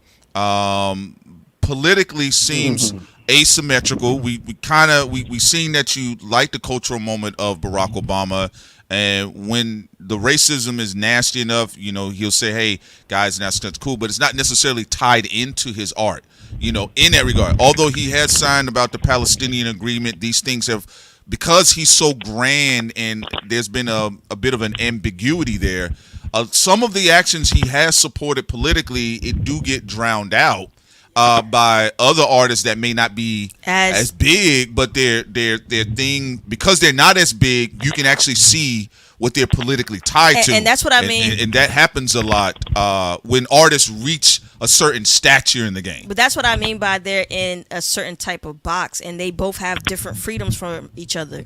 Drake can show up with any race of woman. He can show up with any group or culture. Yeah, sometimes he get called a culture vulture, but he has the freedom to mingle whatever group he wants. Kendrick come out there, do a track with a white woman, especially at this time now. At this point in his career, he would get cooked. But also the reverse issue. But Drake has a different issue. Like we said, Drake actually could come out and do something politically ballsy, but people will still say we ain't going to talk about that because you're in a different box. Right. So you signed a ceasefire when it wasn't cool. Like Zionists and people from Israel, they don't like that shit. He said, but people don't know a lot of his friends are Arab, and a lot of his friends are about freeing Palestine, right? So nobody really give him much credit on that, or even the fact where people be like, oh, he only talking about Gaza now. Actually, he said talked about Gaza on that what's that mixtape he had where he did the Tootsie Slide. Yeah. Dark Lane Demo. He said something about Gaza even back then. So they're in a different thing where people see the political impact that Kendrick has, but they ignore the fact that he's a hippie and he may want to hang around with different groups of women. He want to do worldly things and hang out with different groups of people, but he's in the box. Well, and then with Drake, he can hang out with all these different people, but he do something political, people going to act like they didn't see it. No, I think you guys are getting confused in the chat what she said. I'm going to clarify. It's not that he can't do any songs. It's not about Kendrick doing songs with any women, white women. We're talking about what happened in the battle and then what people online had chosen to weaponize in the process. So, but the funny thing, just to say this real quick, and I'm gonna let you. I want you to say. I want to set your piece. I'm gonna give you guys an example. No, do your thing. I'm gonna give you guys an example. Before the battle, Kendrick he's done interviews with platforms like Bazaar before. After the battle, he did an interview in Bazaar with a black woman, a black artist. He still got criticized for it. So a level of scrutiny was attached to his victory after the battle that is going to follow him now. Yeah, for people who are getting confused, I'm not talking about before the battle. That's what I'm talking about. Yeah. That's what we're talking about. Before the battle, Kendrick has made music with a lot of white women, including Taylor Swift. He do it now. His ass gonna get cooked because of some of the things he said during the battle, and also rapping about watch the party die. Just like even right now, because of after the battle, anything Drake does politically, even though things he did politically before the battle, like the ceasefire, is going to be looked at as a gimmick. Oh, he's just doing it because of the battle, so now he's trying to act like he's doing something politically. So both of them are going to be they're walking away with karma from the battle. I'm just telling you guys that. But go ahead, you can go ahead, man. We just wanted to clear that up. But go ahead. Because that's just how well they're not the big three for no reason. That's how well their brands have worked. That's how, because when people say, "Oh, Kendrick is lyrical," I'm like, well, he's not no Lupe or this person or that person, but you think he's lyrical because that's his brand. These guys, these blog era dudes, they mastered their brands to a certain degree where they can stand out from the rest. So much so that even when Drake has lines about Black Lives Matter, people didn't even catch what he said on 6 p.m. in New York. There's a line there about Black Lives Matter, but Joe Budden, you know, his Skip Bayless will be like, I don't want to hear that. Nobody wants to hear anything political. Okay, bet. Let's keep talking about the bitches then. You don't grow up. You don't grow up. You keep. So to me, it's ironic because that was game. That was a child's game. He was battling. He was a teenage rapper. He was battling. And you mean for 10 years, all those dudes ain't discovered him? No, they knew about him. They didn't want to bother with him. But I guess one day they got bored and said, yo, we're going to give this kid a shot. But we got to put Lady Gaga next to him. We got to put Taylor Swift next to him. We ain't never seen Drake do no fucking song with Taylor Swift. And I'll even say this, even for the most superficial, maybe he didn't do it because maybe he was on his light skin. I don't want to be next to any white artist because I want to get it out the mud. For Justin Bieber, though. Yeah. I think he did a track with Justin Bieber, Drake. Yeah, a long time ago, like one track. Yeah, they all had to. That was the last of the those types of pop stars around that time. But no, Drake and Kendrick, there's going to be more scrutiny on their brands for different reasons. If I'm Drake, I'm saying the fuck away. I'm saying the fuck away. No. I'm gonna tell you why. Because if you keep going now, people like me gonna be like, oh, you are feasting off the battle. Because at the end of the day, if Jay-Z has to hop off the throne like Shao Kahn, what is he saying? Y'all niggas didn't get the job done. So if I'm that nigga, don't blame me. I just, wipe your hands, walk away, because I don't sit here all naive talking about Dot didn't win the battle. Dot won the battle. That was what he did. He flipped it on Drake. That was the most. He got Drake to play at his pace. Yeah. What Drake should have done was, after Not Like Us, he should have took maybe a week or two to really formulate. Or Drake should have not responded at all, because then all of us would have said Drake never responded to Not Like Us, so he never really lost. But when he dropped out the same thing, even though go ahead. I'm with you 100%, caller. Like, I tell Drake people all the time when they message us to talk to us, I'm like, gang, bro, all you had to do, Drake, not respond to Not Like Us and come back later. Bro, you put the Heart Part 6 out, so now that's it. In the battle, it's done. It's like, you don't. In the battle, it's better to press pause than to respond and then bow out. Yeah, because in the battle, I just said, look, man, you kind of going on Kendrick's pacing now, and those who win the fights control the time, so. Exactly. It's the rhythm. So it was kind of getting out of rhythm. But now, I mean, Kendrick hasn't been outside yet. And I know people, they're like, what are you talking about? He's not getting cooked. It's not about whether they cooking Drake right now. His album is still #1. So Kendrick can still get a level of scrutiny he hasn't faced in his career and still be very successful. I'm just saying it's going to be there now post-battle. We just haven't seen Kendrick having going to push it there.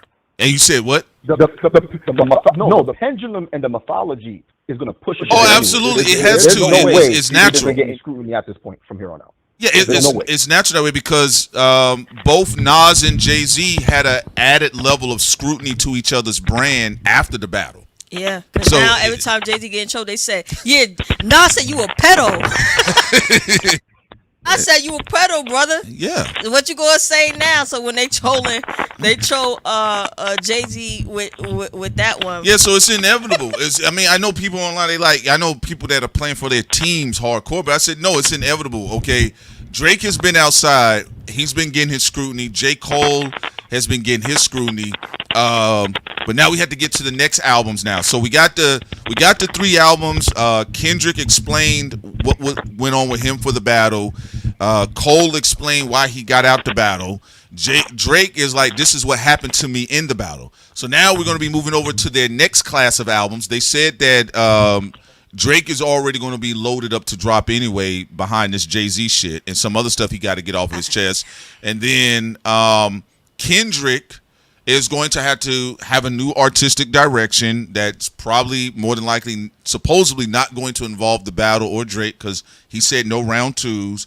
And then J. Cole has to see if anybody's going to care about the It's a Boy joint. I think the best move for Cole is to drop his dual album with Jid. That's, I think, would be a better move. I think people going to want to hear It's a Boy too.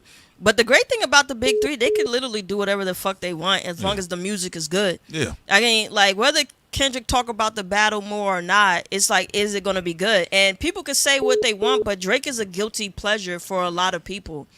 They can lie all they want. They missed when he was quiet. The moment he dropped Iceman, Drake is Black America's shadow side. Yes, the moment he dropped Iceman, niggas was happy. They dissing the fur coat. They like greasing their hands up. Glad like, you back outside. I hate you. Yes, Drake is back outside. Let's talk. Let's talk about Drake and why he sucks. All right. The people who love him and hate him, they get so excited to see him. To see him, they happy to see his face. Remember when he announced, what's old girl? I'm like a bird. You remember her?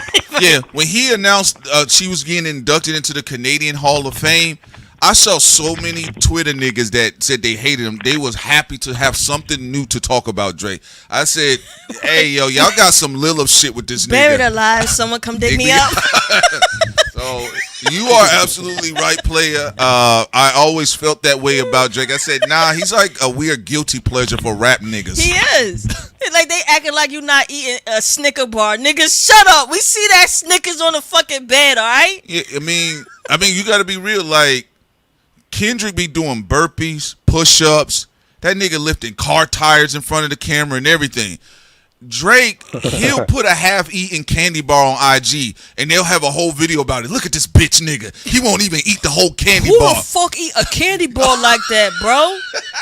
Yo, man, this nigga soft. I'm talking about you, Tori. So you can go ahead, man. I'm just saying, I don't think I've ever... We've had polarizing artists in rap and hip hop. Tupac was a huge polarizing artist. 50 Cent. I just don't think I've ever seen anything like the Drake shit with the culture. I've never seen nothing like it. Yeah, but I just think like now that we're headed to Jay, with that mid freestyle, I'm gonna give him some grace because maybe he's getting hip hop purists gonna cook you. Guys. I think he's the GOAT. I think Jay's the GOAT, by the way. I think Jay's the GOAT.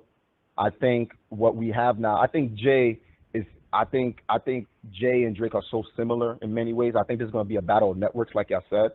But I think this is a graduation. I think on a very like deep level, this is Drake graduating from what he was to the hell lord that he's become. Because I felt because the only way for Kendrick to even respond, there's no more rap now.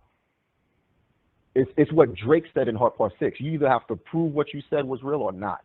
So even though there's going to be some attached to some music, there's about to be some espionage. There's about to be some real gutter shit that could happen if you were to actually try to stop Drake. Because you can't do with the music. They wanted to Ja Rule him. That's what they wanted to do. They wanted to Ja Rule him. Well, very hard to do when people like his diary. And remember, Scorpios are wins and losses. Just because Scorpios lose, don't mean they're not gonna come back up. Well, That's yeah. why you gotta like when people go after them, they gotta like keep stomping, like a indestructible insect. Like keep trying to get it. And look at Diddy. From behind jails, his carrot gave 50 the first public L. I'm just being real, because niggas, even street niggas, they're like, yeah, 50, you joking, bro, but he did have somebody jacking off on your lady like that. Yeah. So, you know, you do got to be. Diddy's hard to get rid of, too. But, now to your point, mister, I will say, this is where I said the scrutiny is going to be coming in at. Look, remember, okay, Kendrick said in the battle, and I enjoyed the battle. I want to be clear. I told y'all niggas I enjoyed the battle. The best battle I've ever seen. Yeah, all of the quacky shit niggas was doing afterwards, I checked out. We got to go do something else. Cindy and I went to go do other shit. But Kendrick said, I'm what the culture feeling. Right? Cool, fine. Right? Now, the scrutiny is going to be, can Kendrick do 500,000 in 8 days? Can he go platinum in under 12 days? Because they're going to be like, you know, you said you was king. And I'm just telling you all what the counter punches are. This is what we do. Right? That's what people are going to be trolling. And that's sad, because God forbid Kendrick does 400K. Like, Jesus Christ. Like, but that's like okay. But now you see what I'm talking Yeah. about. That's the scrutiny that's going to, because it happened to Nas. When because Nas did eclipse. Jay-Z had his run when it was from 99 to, I would say, 01, where Jay-Z was looking like, I'm the premier MC of New York. Even his contemporaries were saying it, that this is the first time Jay's status was being elevated in the game. 2002, Nas dropped Stillmatic, Ether's on there, and then 2003, 50 Cent come outside. Yeah, I also we talk about people's talking points, no handle. Of course, Kendrick's biggest sales predates the whole Drake thing. Right. 600 and something thousand first week sales for Damn, winning a lot of awards for that album as well, which people think he's just the, Lupe tried to insinuate that Kendrick is an industry puppet. It's really his chart. He has a son in the ninth house. That means he will be recognized for his talents when it comes to publishing. So for people who think, recognized for his philosophy, yeah. Too. So for people or his beliefs, yeah. Exactly. So people will be like, no, Kendrick cheated somewhere. When it comes to his pen and publishing, that's all real. And getting awards, it's all real. Like, people will be like, and he just passed Jay-Z up with the most Grammys. Right. And when people be like, oh, Drake is fake with his popularity, bro, did you look at Drake's astrology chart? Half nigga was gonna be world famous, whether you like him or not. Yeah. Okay, he was always gonna be super popular. But it's going to be interesting to see what's going to happen from this point forward. Him and Trump are the real dragon energy. They have the same exact ascendant, if I'm correct. Yes, you are correct. No, you are correct, and I think that's they both are loose energy harvesters. Well, I think that's what got America's ass in trouble before, because they thought Joe Biden was boring. And then Trump was like, no, I'm still here picking on people. It's like, yeah, yo, man, Trump funny. Oh, shit, he president again. All right? And I'll take boring and confident any day. There's a lot of shit going on. But no, it depends on what sound design that Kendrick is going to go to, you know. From what we understand, sonically, he doesn't like to revisit the same energy twice. Damn was something of the past. The next album that came out afterwards was Mr. Morale and the Big Steppers, which initially didn't sell the same level of units in its first week. And me and Sid, we actually, West Coast sound, though. Yeah, I know it is, but we'll see, because I know when Sin and I reviewed Mr. Morale and the Big Steppers, we had a lot of people that was really in love with Damn. And they weren't fucking with Mr. Morale and the Big Steppers. We gave the album a 9. I wasn't. See, I know most of Kendrick fans weren't. We were one of the few platforms that gave it a 9. I said no, it's a good album. A lot of platforms just didn't like it, but we saw where he was going with it. It was very folksy, Joni Mitchell. It was a very necessary album. Yeah, but we'll see. Like, to the point though, with whatever new sound, some people speculate that he may lean into some of this alternative sound that's outside. But no, if it doesn't crack those numbers, there will be the criticism there. It's just what it is. It's going to be the karma after the battle. It happened with Jay-Z and Nas. You know, it wouldn't necessarily be anything unique other than the platforms is on social media now. Yeah, I must have been. People expected Nas to go platinum first week. No, they were saying that Nas. They were saying when Nas came back outside, they didn't feel there was critics of Nas that felt like he wasn't carrying New York like Jay-Z could carry New York. And then 50 Cent came out challenging Nas, and he went platinum, so that kind of like pushed all of them niggas to the back. Oh yeah, well Prince is saying that people was getting irritated with Nas because he wasn't feeding the streets because he's an artsy type guy. Right. Jay-Z can do artsy, but he's the guy. Everybody gonna be eating. We're gonna have the summer anthems. That's the lane that Drake is in. When Drake is outside, people could say what they want. Everybody's making money. Content creators, the people who talk about hip hop, the people who talk about him pro or in a negative way or a positive way. So a lot of people get their money up when Drake is outside. But back in the day, that was Jay-Z, and people was getting really mad at Nas because they're like, Nas, you the golden child. Get your ass up and rap some more. It's the same way like they said about Kendrick. You know, they said Kendrick does his features with a few people, clips, but he's not out there like that. Because that's what they were saying with the West Coast niggas, too. So a lot of the West Coast. So that's where him and Nas kind of share some synastry with the criticisms against that type of brand. It's just what it is. It's kind of like a brand adherence issue that people can hurl out there. All right, man. We appreciate you so much for calling in, mister. We knew you was waiting to get in for the chat, from the chat as well, man. You take care. Salute, yo. Also, to let everybody know, I have been to a Jay-Z concert a lot of times. So, because I think someone in the chat said, y'all talking because y'all never been to a Jay-Z concert. I have. What more can I say? She goes to one every time I talk. No, that's true. What more can I? That's Jay-Z right next to me. Uh-oh, I remember this call. Let's see here. Let me see. Let's see. Caller, what's up? Yo, what's up? This is Madman 90, a.k.a. Night Night. Night, what's up? Night. So, it's been a long time, Night. Where you been at? What's been going on with you? Well, I've just been chilling. You know, I've been having a lot of personal family personal issues going on, but I've been all right. All right, man. Good. We're glad that you're doing good. We hope you are continuing healing and everything's working well with you. Yo, how do you feel about your favorite rapper, man? Drake outside looked like he went platinum in about 14 days, man. So you gonna go to the Iceman concert? I ain't going to no damn Iceman concert.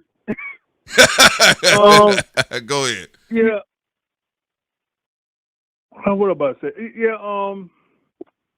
For Drake is already, how do you say it? Like, he's already in the cage. What do you mean by that? He's in the cage. Kendrick already put him in the cage. Okay. Are you saying like at the end of Not Like Us, you talking about the owls in the cage or? Yes, the owls in the cage. So everything that Drake is doing is not affecting Kendrick.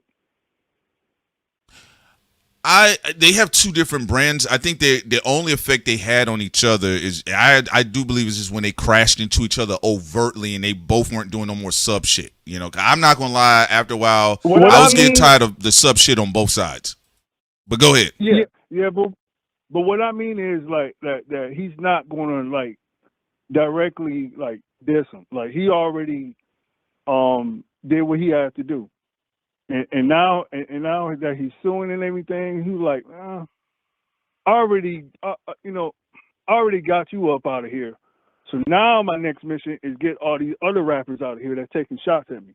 Oh, so you think he's going to be spinning the block on The Game 50 Cent. 50 Cent? Because I think you did say that. That's a what you lot of felt. rappers. J. Cole's going to get it too. His ass, he's still subbing. He's going to get it too. Like all these rappers are going to get it. Jay-Z, hold on, Night. Why did you sound like a grandma? Oh yeah, you gonna get it too. You still rolling your eyes. How is Jay-Z gonna get it with TDE and PG Lane allegedly having an alliance with Jay-Z and Rock Nation? They had one. Well, we made a video since 2024. They had one. So how are they going to? How is he now going to go against Jay-Z when Drake is already going up against Jay-Z? You let us know, Night Night. Tell us something that you talk to us. Well, you know why? Because I now this is my opinion. I've been saying this. Thought Crimes. You already know that. I've been telling y'all that Kendrick is going to come at Jay-Z because Jay-Z, he's the type of nigga that been snooping around and been seeing Kendrick Lamar surpassing him, and he's one of those type of rappers that don't like nobody surpassing him. I'll tell you this, Night Night. So I'll say this just to say this thing. Okay, go ahead. If Kendrick Lamar, if he does deal with Jay-Z in that manner, then something you and I heard behind the scenes would be confirmed then. That would be confirmed. But we're not saying anything right now about it. And I wait to see it because Drake is also coming after Jay-Z's neck. That's very interesting. And are you going to admit that Jay was then, from your perspective, also jealous of Drake surpassing him? Yes. What's going on? Whoa! No, hold on, You know why?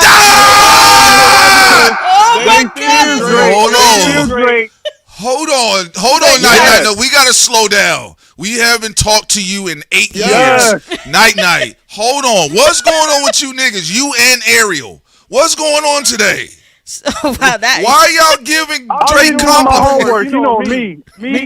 I'm not going to go with the program that everybody else is going on. Me, I see things different. I be doing my homework. Jay-Z is jealous of Drake too.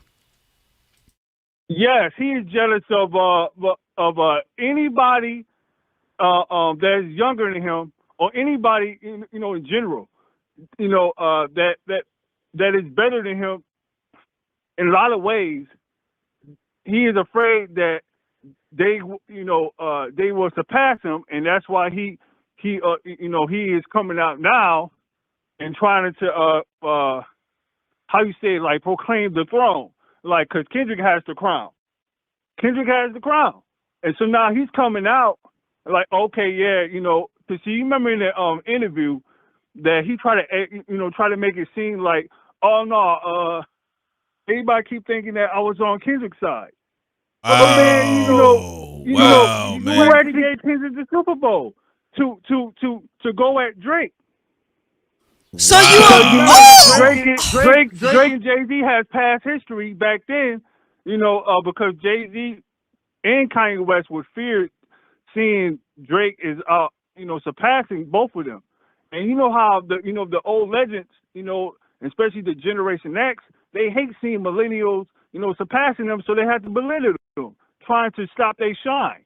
And so that's why I believe Jay-Z is one of those old goats, that is bitter, is seeing Kendrick Lamar surpassing him in the Grammys, surpassing him,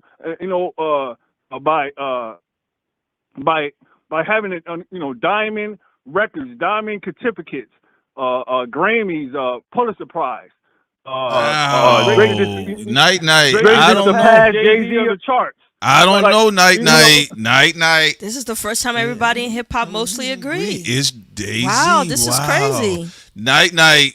If that happens, if Kendrick, I'm going to tell you this right now, and I don't know if any of the TGE or PG Lane niggas are still listening. All right.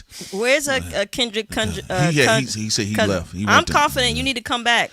I will tell you this. Kendrick cousin, I'm confident, did say though that he saw the slick talk from Jay-Z. I know. And there's some things. I did do in the interview. I know, but I'm going to say this, Night. I got to say this, though.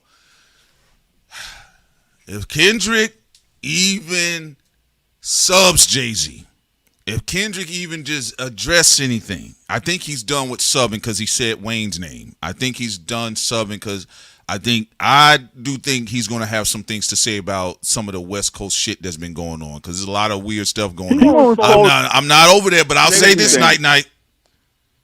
If that happens, I'm going to have you on the stream with us for 1 hour the day it happens. But what about all of West Coast media being pro Jay-Z? The industry media being pro Jay-Z. What's that about? What's that about? DJ and the rest of them. Yeah, what about that? Man, all them dudes is fans.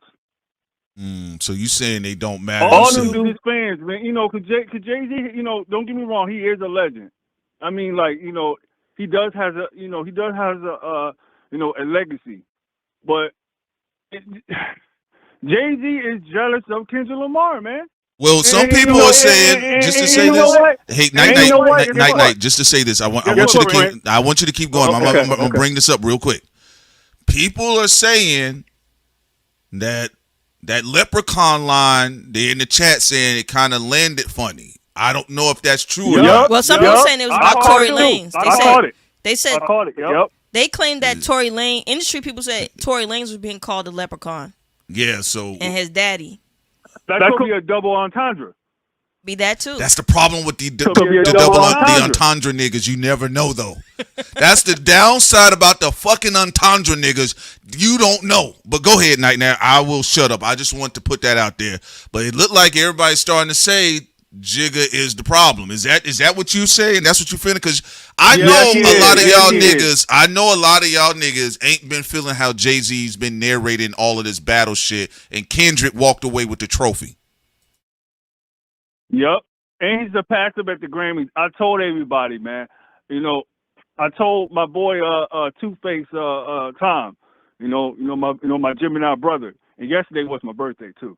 Happy birthday! Happy birthday! It is Gemini season for y'all. It is. Right? Yeah. What's up? Yeah, June Gemini season, not May anymore. Go ahead.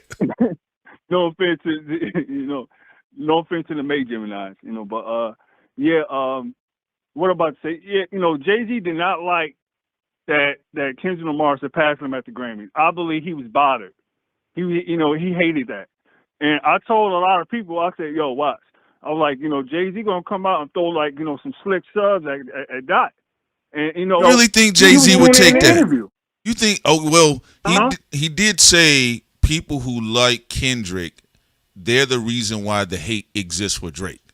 And realistically, the battle was the battle. It's just that Kendrick got to perform at the Super Bowl, which is still a part of the battle. But remember, he knew that Drake was going to diss him on Iceman. So yes, he went on GQ to play offense early. Kind of cop and please, and it didn't really work. Not only that though, but see, you think that nigga will really come out there on Whacked Out Heroes? Go ahead. He said anybody that pick a side that go against him, pick Drake's side, he said, let me do it for you. He said, fuck your hip hop. You think Night? I'm just asking you. Yeah. Do you really believe? I'm not saying it's impossible. I want to know from you. You think Jay-Z would step his ass outside with that 70s afro and diss Kendrick Lamar? Do you believe that? Not directly, but so. Carefully. Jay-Z is a slick New York nigga. He's a slick New York nigga, man. Jay-Z was jealous of, come on now, do the homework. Actually, you guys already know the homework, but what I'm saying is that Jay-Z been jealous of Pac, he been jealous of Big, he been jealous of Nas. They're going to get you later in the chat. Whole Ventures are going to get you. I don't give a damn about the chat. Because see, my prediction's been right. Whole Ventures going to get you. Them Whole Ventures, they're going to be like, this is the anti-Jay-Z channel. I don't give a damn about them. Okay, this will be a Gemini, so I don't give a damn. This will be an interesting turn of events. Go ahead. But see, this will be a checkmate to Jay-Z. Kendrick Lamar, the only rapper that he congratulated was Nas. He didn't congratulate Jay-Z. He congratulated Nas. So if Nas be on that next album, man, that'll be a checkmate to Jay-Z. I think Nas had alluded that him and Kendrick had recorded something around that North Star interview. Now, that would be very interesting. Here you have on the critical acclaim success, Kendrick did surpass Jay-Z with the Grammys, and then Drake later on surpasses Jay-Z with the most #1 albums. Jay-Z has 14. I think Drake has 15. Drake has surpassed Jay-Z as a lifestyle rapper, and popularity, and Kendrick with critical acclaim. With the art side, he's seen as a more artier, potent artist than Jay-Z. So, and Jay-Z said, "Ain't nobody. He don't look up to none of these little niggas. They look up to him." And he said it in the interview. Yep. A bitter old ass Gen X hating on a millennial. That surpassed him while they in their 30s and this nigga in his 50s, late 50s going on 60. Man, boy, night, you ain't been on the mic in a minute, and here you are stirring up trouble again in the chat, man. You came right in stirring up trouble. So what for you, night, in your telekinesis, nigga psychic mind of yours, what theme and direction artistically, because I am very interested artistically in what album direction Kendrick will be going in, but what do you think Kendrick is going to be going in artistically to be able to get this message out? Go ahead. To be able to get this message out, because he did Damn, which was like a fusion of R&B and kind of some pop sound aesthetics, right? Right. He kind of did the the Mellencamp thing with the Mr. Morale and the Big Steppers, right? And then he did the drive-by shooting shit with GNX. What do you think, in what direction artistically you think Kendrick will be moving in for this next album? That's a good question. I've been talking about this. I've just been not really talking about this like to you guys, but I think I did. But how I look at it is like, because Kendrick, he's a Gemini like myself, and he do the light and the dark and the light. Everything, is the yin and the yang, how I look at his albums. Like from Section 80, that, people say it's a mixtape, but it's a studio album. Or you can say it's a mixtape, because Kendrick think that is a mixtape. But how I look at it, is a studio album. That album is underground. Good Kid, Mad City is mainstream. To Pimp a Butterfly, underground. Damn, mainstream. Mr. Morales and the Big Steppers, underground. GNX, mainstream. The next album will be underground. So like an alternative rock type of sound or something like that? Like Kenny Mason over there or something? What are you talking about? Well, you heard what he said in the Apple, in the Super Bowl Apple interview that he he likes to go back to the essence of hip hop when the hard ass beats, and then he talked about the battle part that he watched battle raps and everything. And do you remember at the Grammys he had a boxing glove tape on his hand? And there was pictures of him standing behind the elevator and a sign of a hospital paramedic. And do you remember on his Section 80, one of his songs, Rigor Morris? Yes. Great song. Where he talking about Kenny, your favorite rapper, and all this other stuff. Like, Kendrick is going to diss a lot of people, man. He's not only going to just diss the rappers, he's going to expose a lot of things. And he's going to talk about his personal life too, I believe. Well, I believe that's why he's going to do the Heart Part 7, but it could be a diss track or it could be about his personal life on what he's been going through. But Kendrick is going to be, he's going to be like, now this is the Kendrick, a lot of people is not going to, going to be surprised when he drops. It's going to be a nuke. It's going to be a nuke, like a bomb, like atomic bomb once he drops. I mean, Can he, now before the Illuminati Hove tried to sacrifice him? they ain't gonna sacrifice him because he protected. All right, you say he protected. I He believe you. protected. You say he protected by Shirley Caesar. I believe you. Go ahead. Yeah, he's protected. You know, they can't do nothing to him. You know, like, you know, they try. I believe, in my opinion, you know, they try. You know, they are trying behind the scenes to sabotage him. You know, and I believe Drake is. You know, well, Drake is one of them. But I believe the industry. You know, that.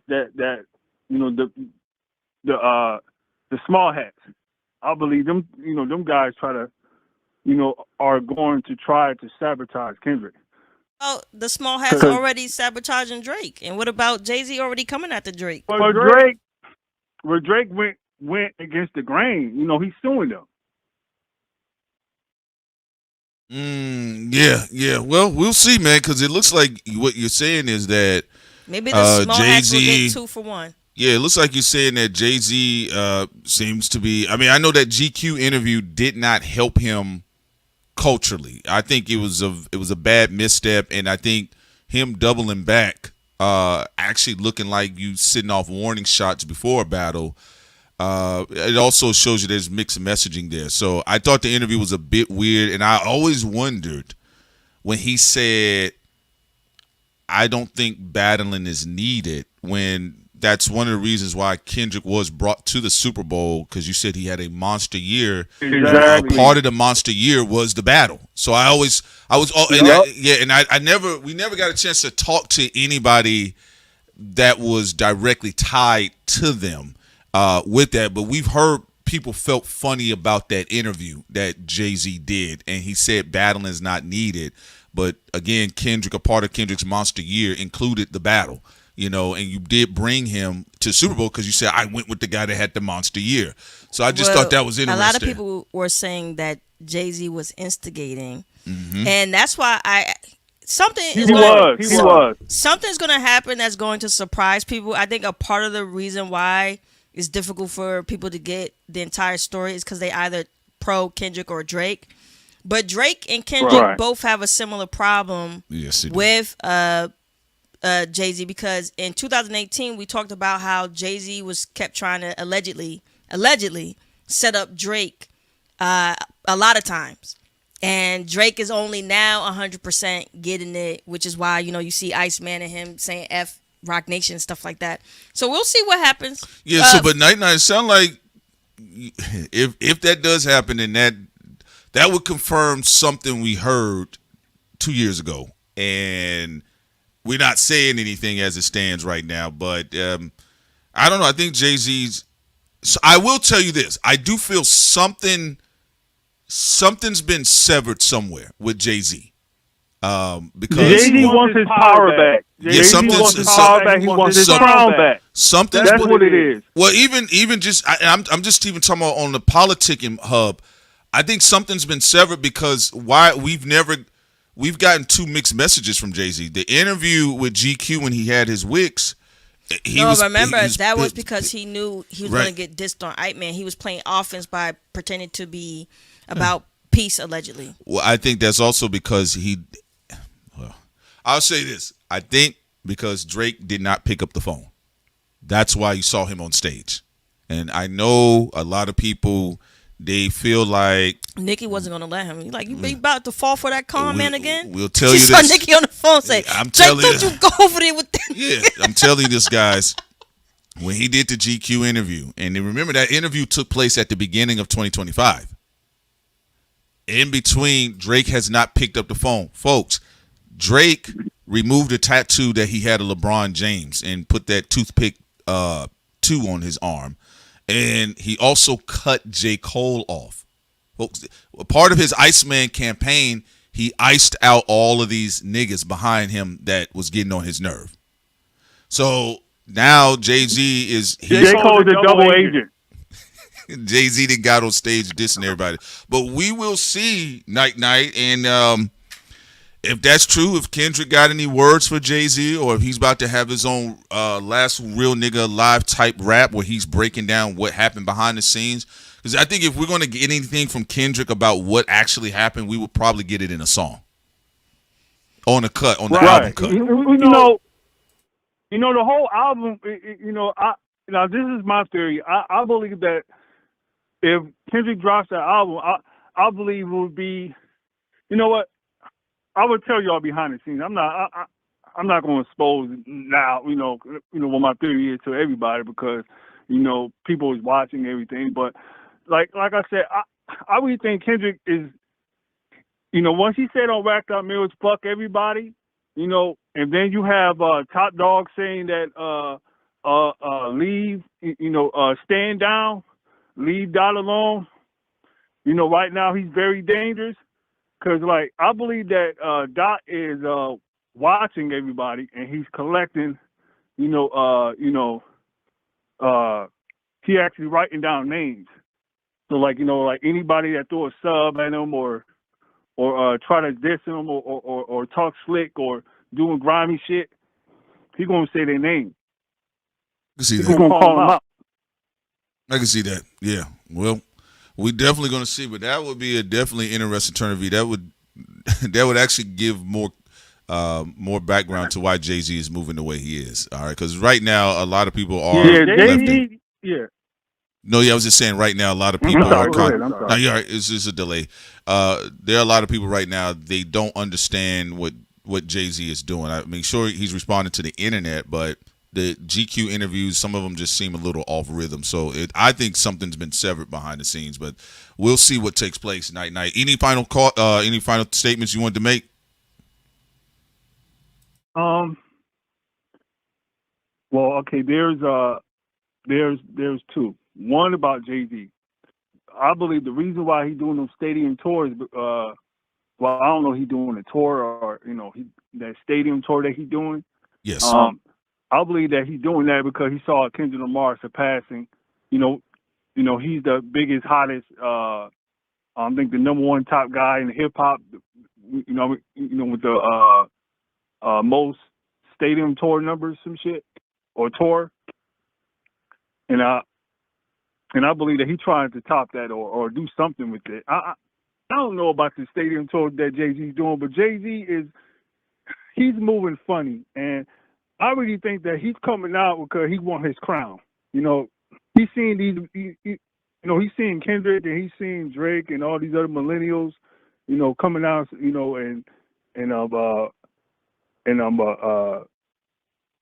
how you say it, surpassing them in ranks and surpassing them in trophies and all this other stuff, and Jay-Z getting tired of that.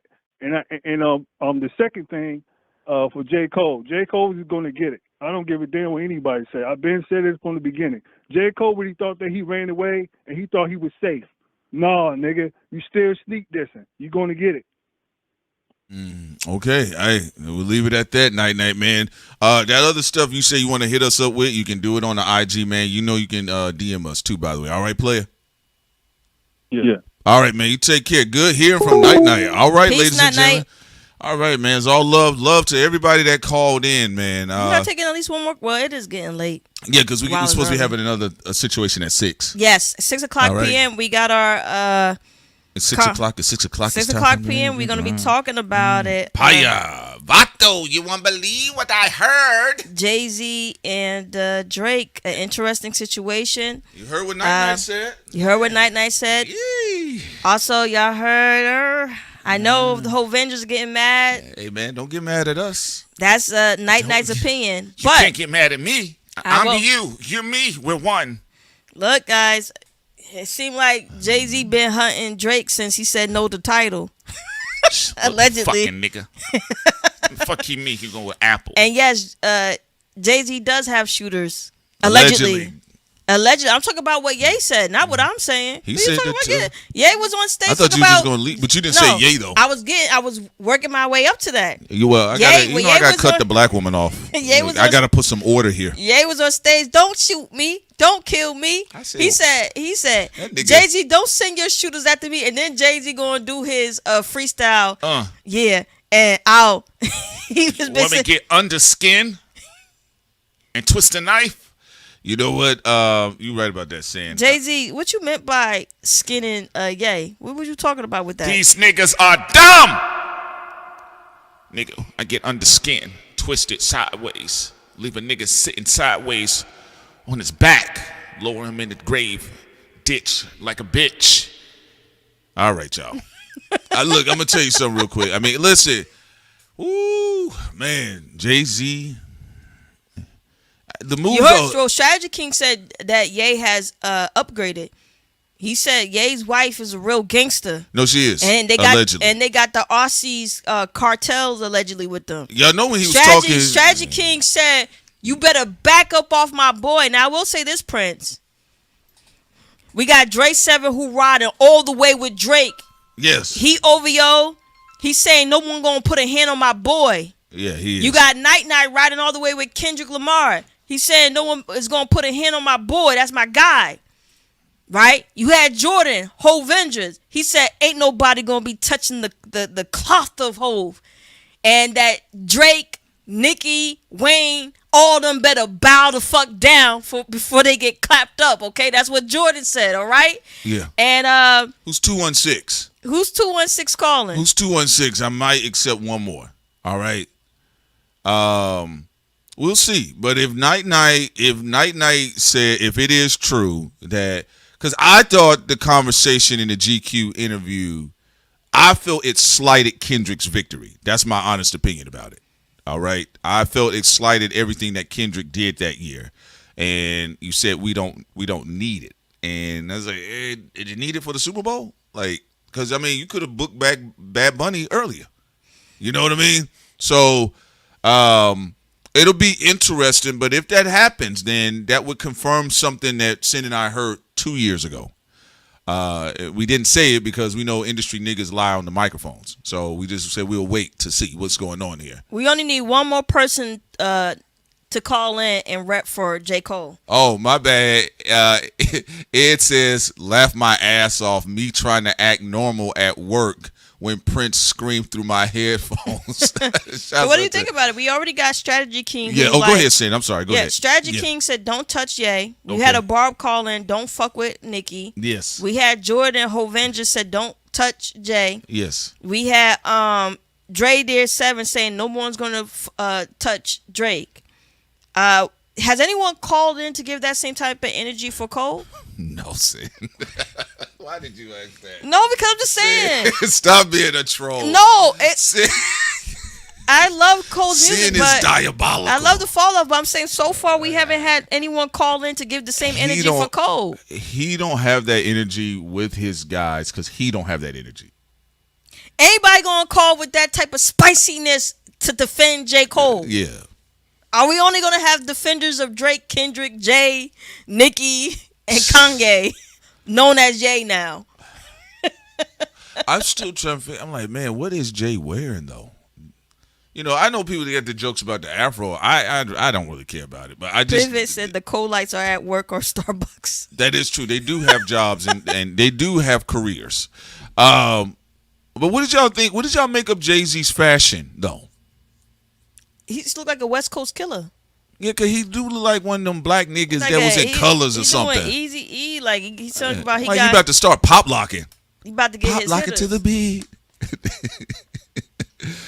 Yeah, that's all I thought was interesting. I was like, bro, what does Jay-Z got on though? I know everybody talking about his hair, but I'm like, bro, what is he wearing? Because there's 1-800 on the undercover. Yeah, you think he dog whistling? Because he got Lokes on.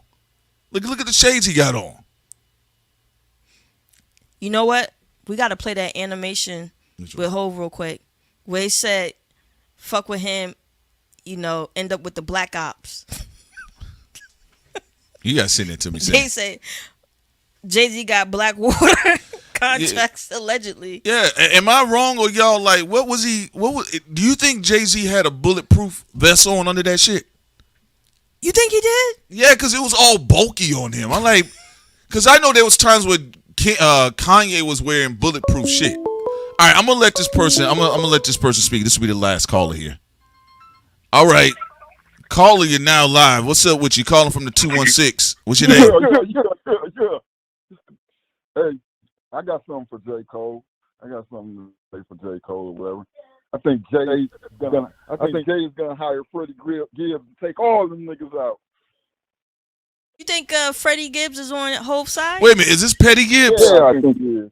they made it a point to show that Jay loved Alfredo too, and Jay got a big problem with Drake because Gibbs got a problem with Drake.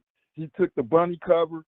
He steals cadences from Gibbs. He does all that or whatever. They like robbing these little niche rappers or whatever. And some of them big dudes or whatever, they want to do what the niche rappers do. They want it like closed in. They want to be able to drop an album where they diss everybody and it still come off like good or whatever. And not to mention working with one producer or whatever. Like the whole formula worked or whatever.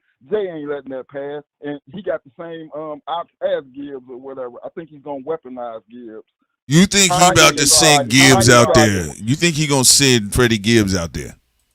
I think he's gonna put the jumper cables in there. I think Gibbs just dropped the EP. On that EP, he's sending shots at Drake already. With the like I say, he put the bunny on his cover because he mad that Drake got. Everybody think that on Drake's cover is like a whole different sign, but that's the bunny sign. And he already had problems with Drake about stealing his rabbit imagery. Drake was on dog shit, and then he took the rabbit shit or whatever, and Gibbs said something to him about it or whatever. He put it out there about it or whatever. Wait a minute, hold on, man. Wait a minute, before you, where you calling in from, player? Where you calling in from? Before you go, where you calling from Cleveland.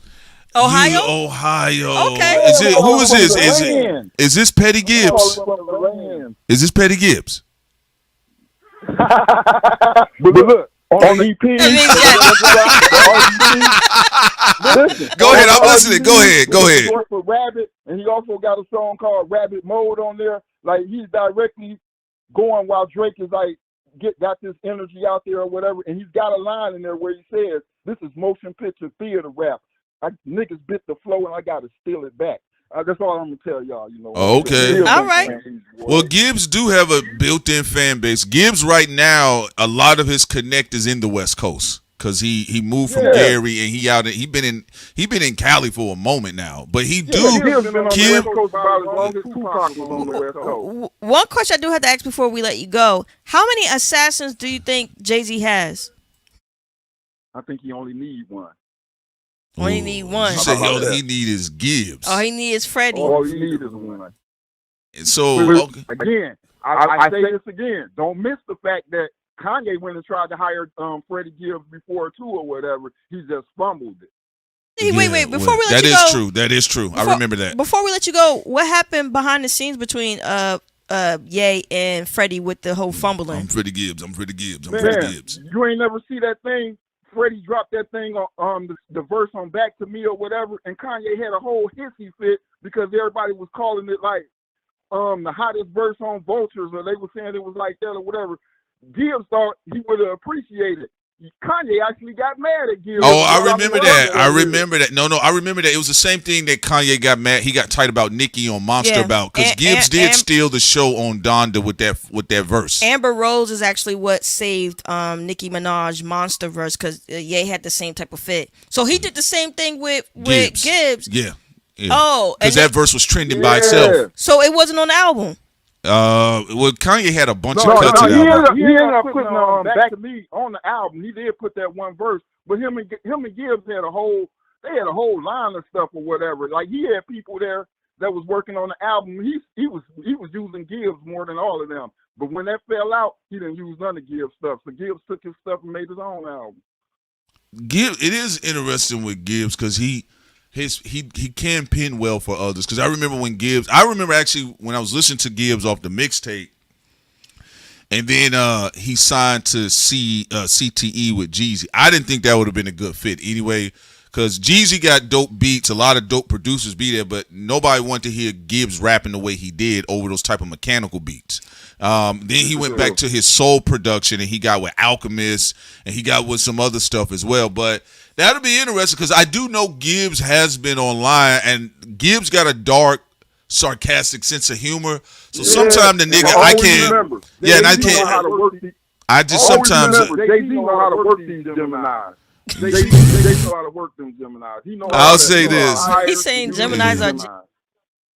I will say this. I'm gonna say this real quick, man.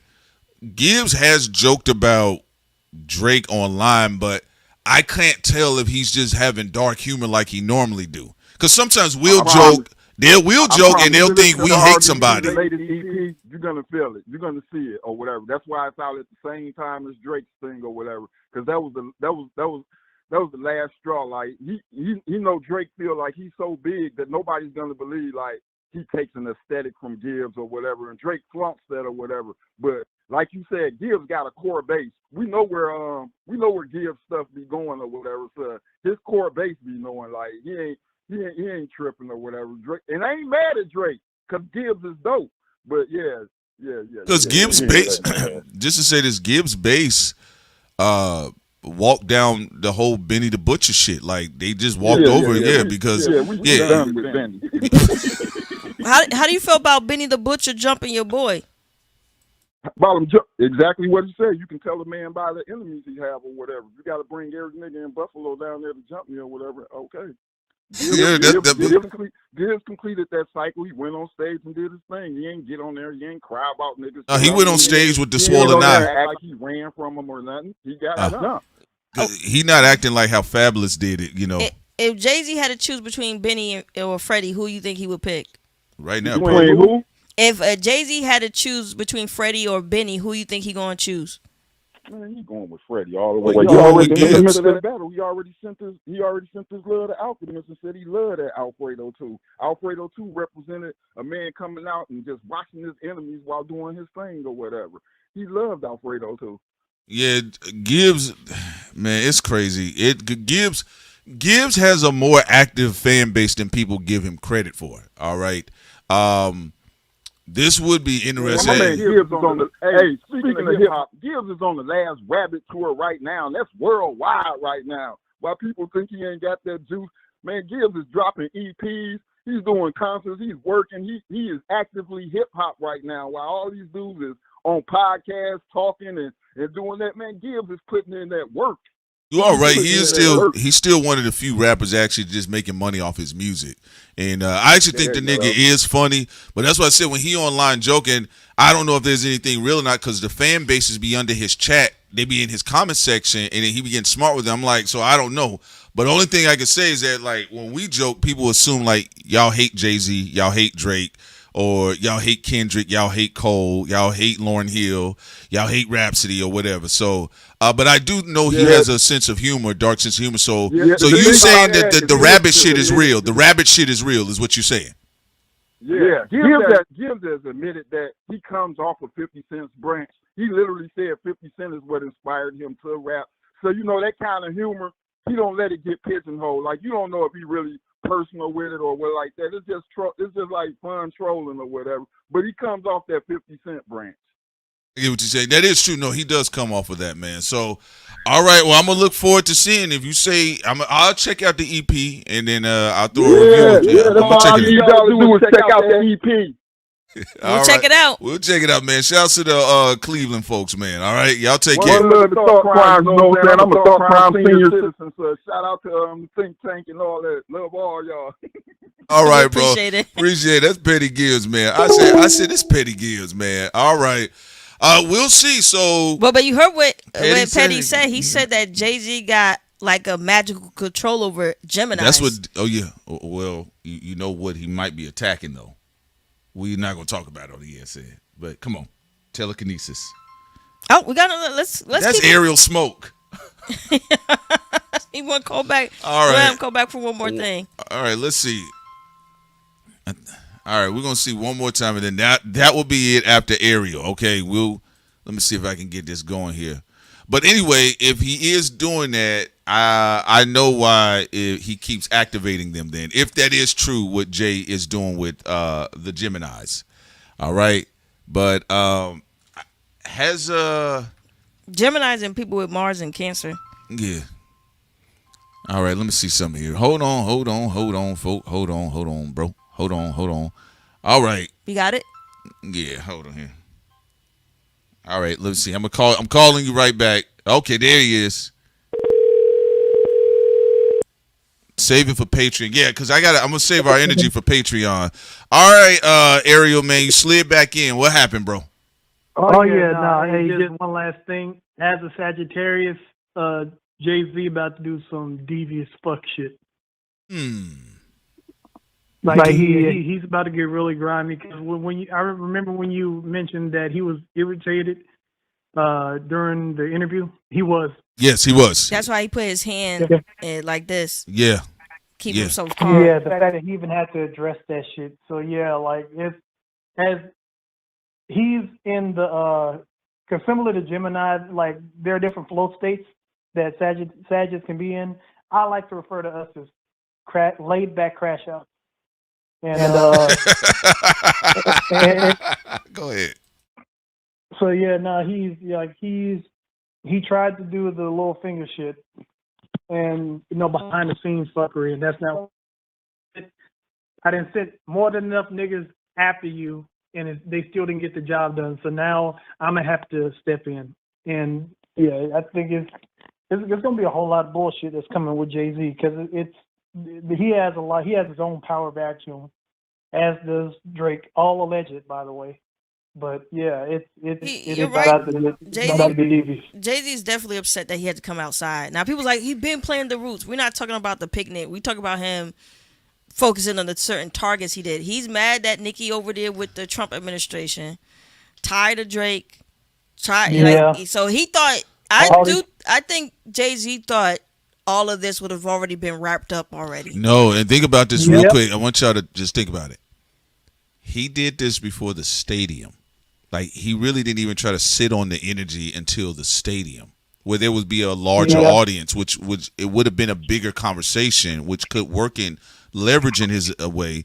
He actually did it at Philly. But I also think because Philly is, aesthetically, it's always been like a black mecca of music. I think that's why he might have been intentionally trying to do that, and he came out there with the afro and the Matrix afro. Yeah, that's exactly why he did it with the pro-black shit. But if I'm not certain if if he doesn't realize that nobody's falling for that gambit anymore, he'll soon realize that nobody's falling for that gambit anymore, and he'll adjust. But yeah, he's like when a Sag has enough, like we could be. I mean, like what's that? The paperclip nigga in the chat said that one time, Sagittarius. Sagittarius, yeah, I've heard that before. That's what Jay-Z about to be. He about to be a Sagittarius. Yeah, because like. Well, he making shanking gestures on stage. I'll poke you. I said, wait, what's going on? Yeah, like he's very angry. Yeah, so he was angry in the interview. I know exactly how that nigga about to be moving. It's about to be some entertaining shit. All right, well, he'll continue to put hip hop in a sunken place, but we'll be here for it. Thank you, Ariel. Thank you, Ariel. We appreciate you. No problem. Later. All right, ladies and gentlemen, we got to wrap it up here because we do have to take our break until 6 p.m. tonight, and we will be live.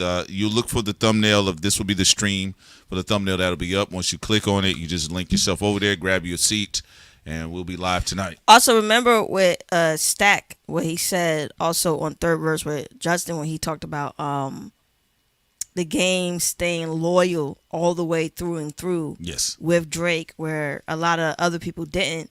And then also, what's interesting is Storyboard P was on What's the Dirt channel, and What's the Dirt was talking about Storyboard P, and Storyboard P on What's the Dirt's channel called out Jay-Z for not paying him after being in the Picasso Baby art film. Oh, the dancer, yeah, we follow him on And he also starred Instagram. in Drake's High Five music video. Yeah, okay, and to be clear, Storyboard was in the video with Maria Abramovich, for you all to remember that. He had a shortcut at the time. So far, out of the videos that I've seen from Drake, Birdie is my favorite video off the Iceman rollout.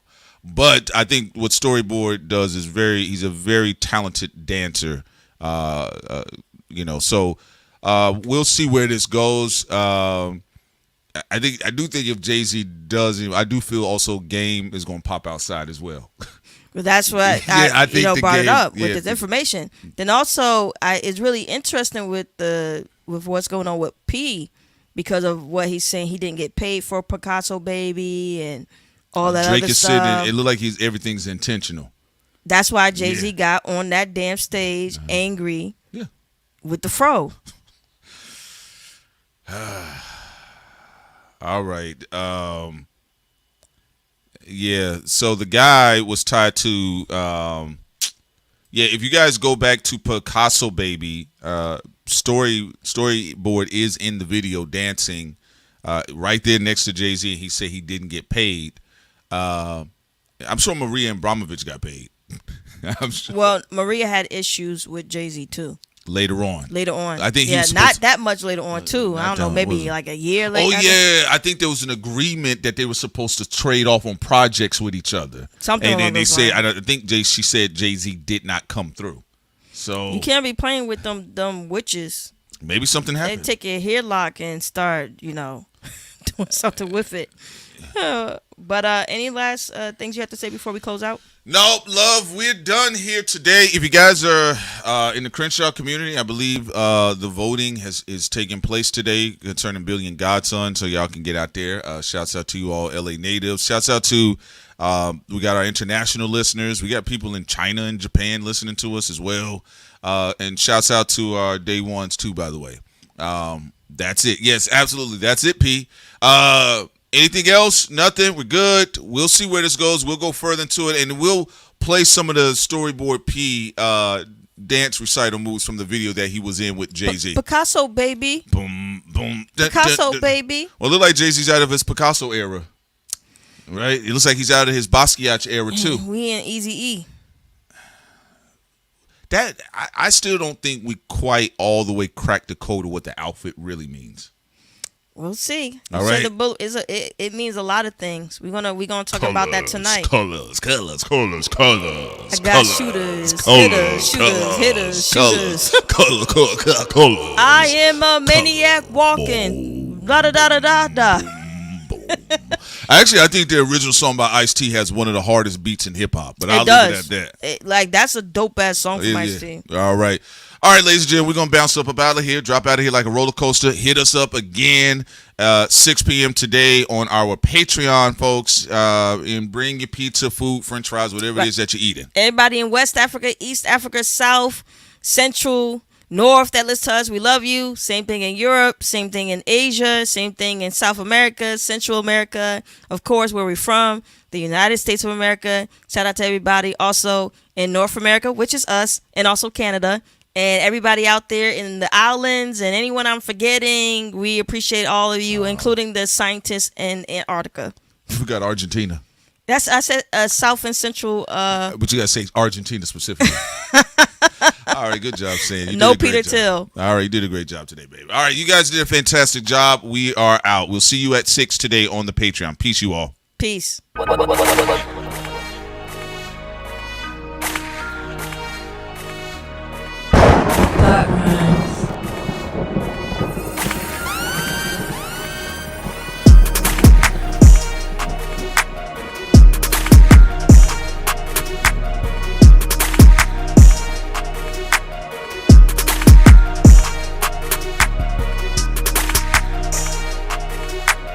That CRIMEZ.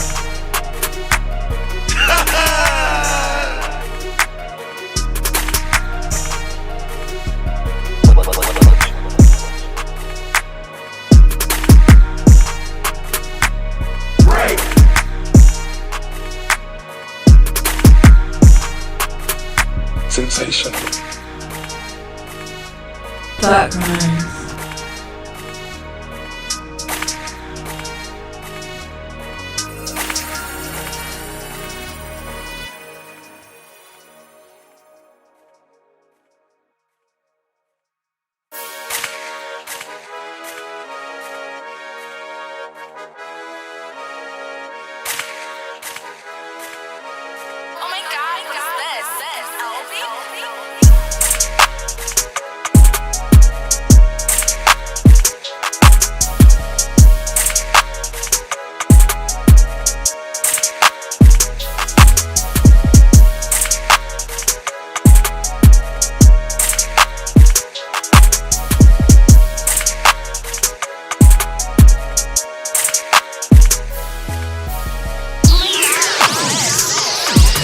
That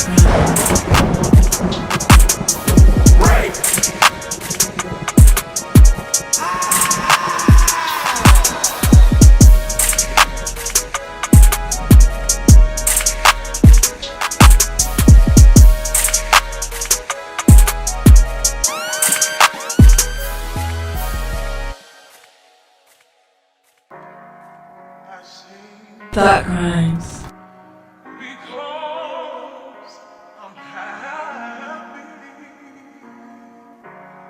And I sing because I'm free. His eyes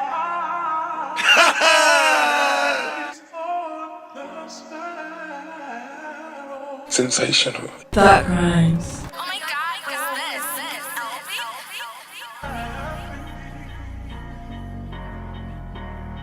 And I sing happy. And I sing happy. And I sing happy. And I sing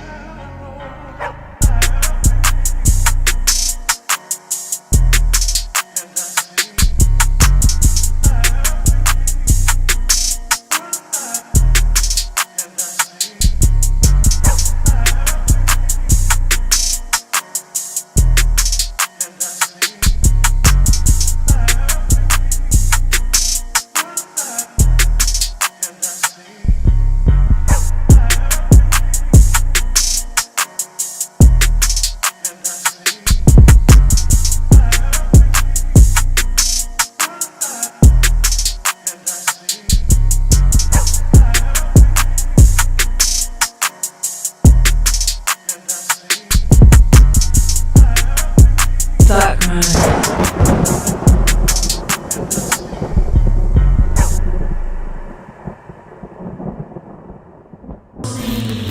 We are all the same. We are all the same. More group Coming through your airwaves. All right, now I'm here to kick the ballistics. Check out Thought Crimes.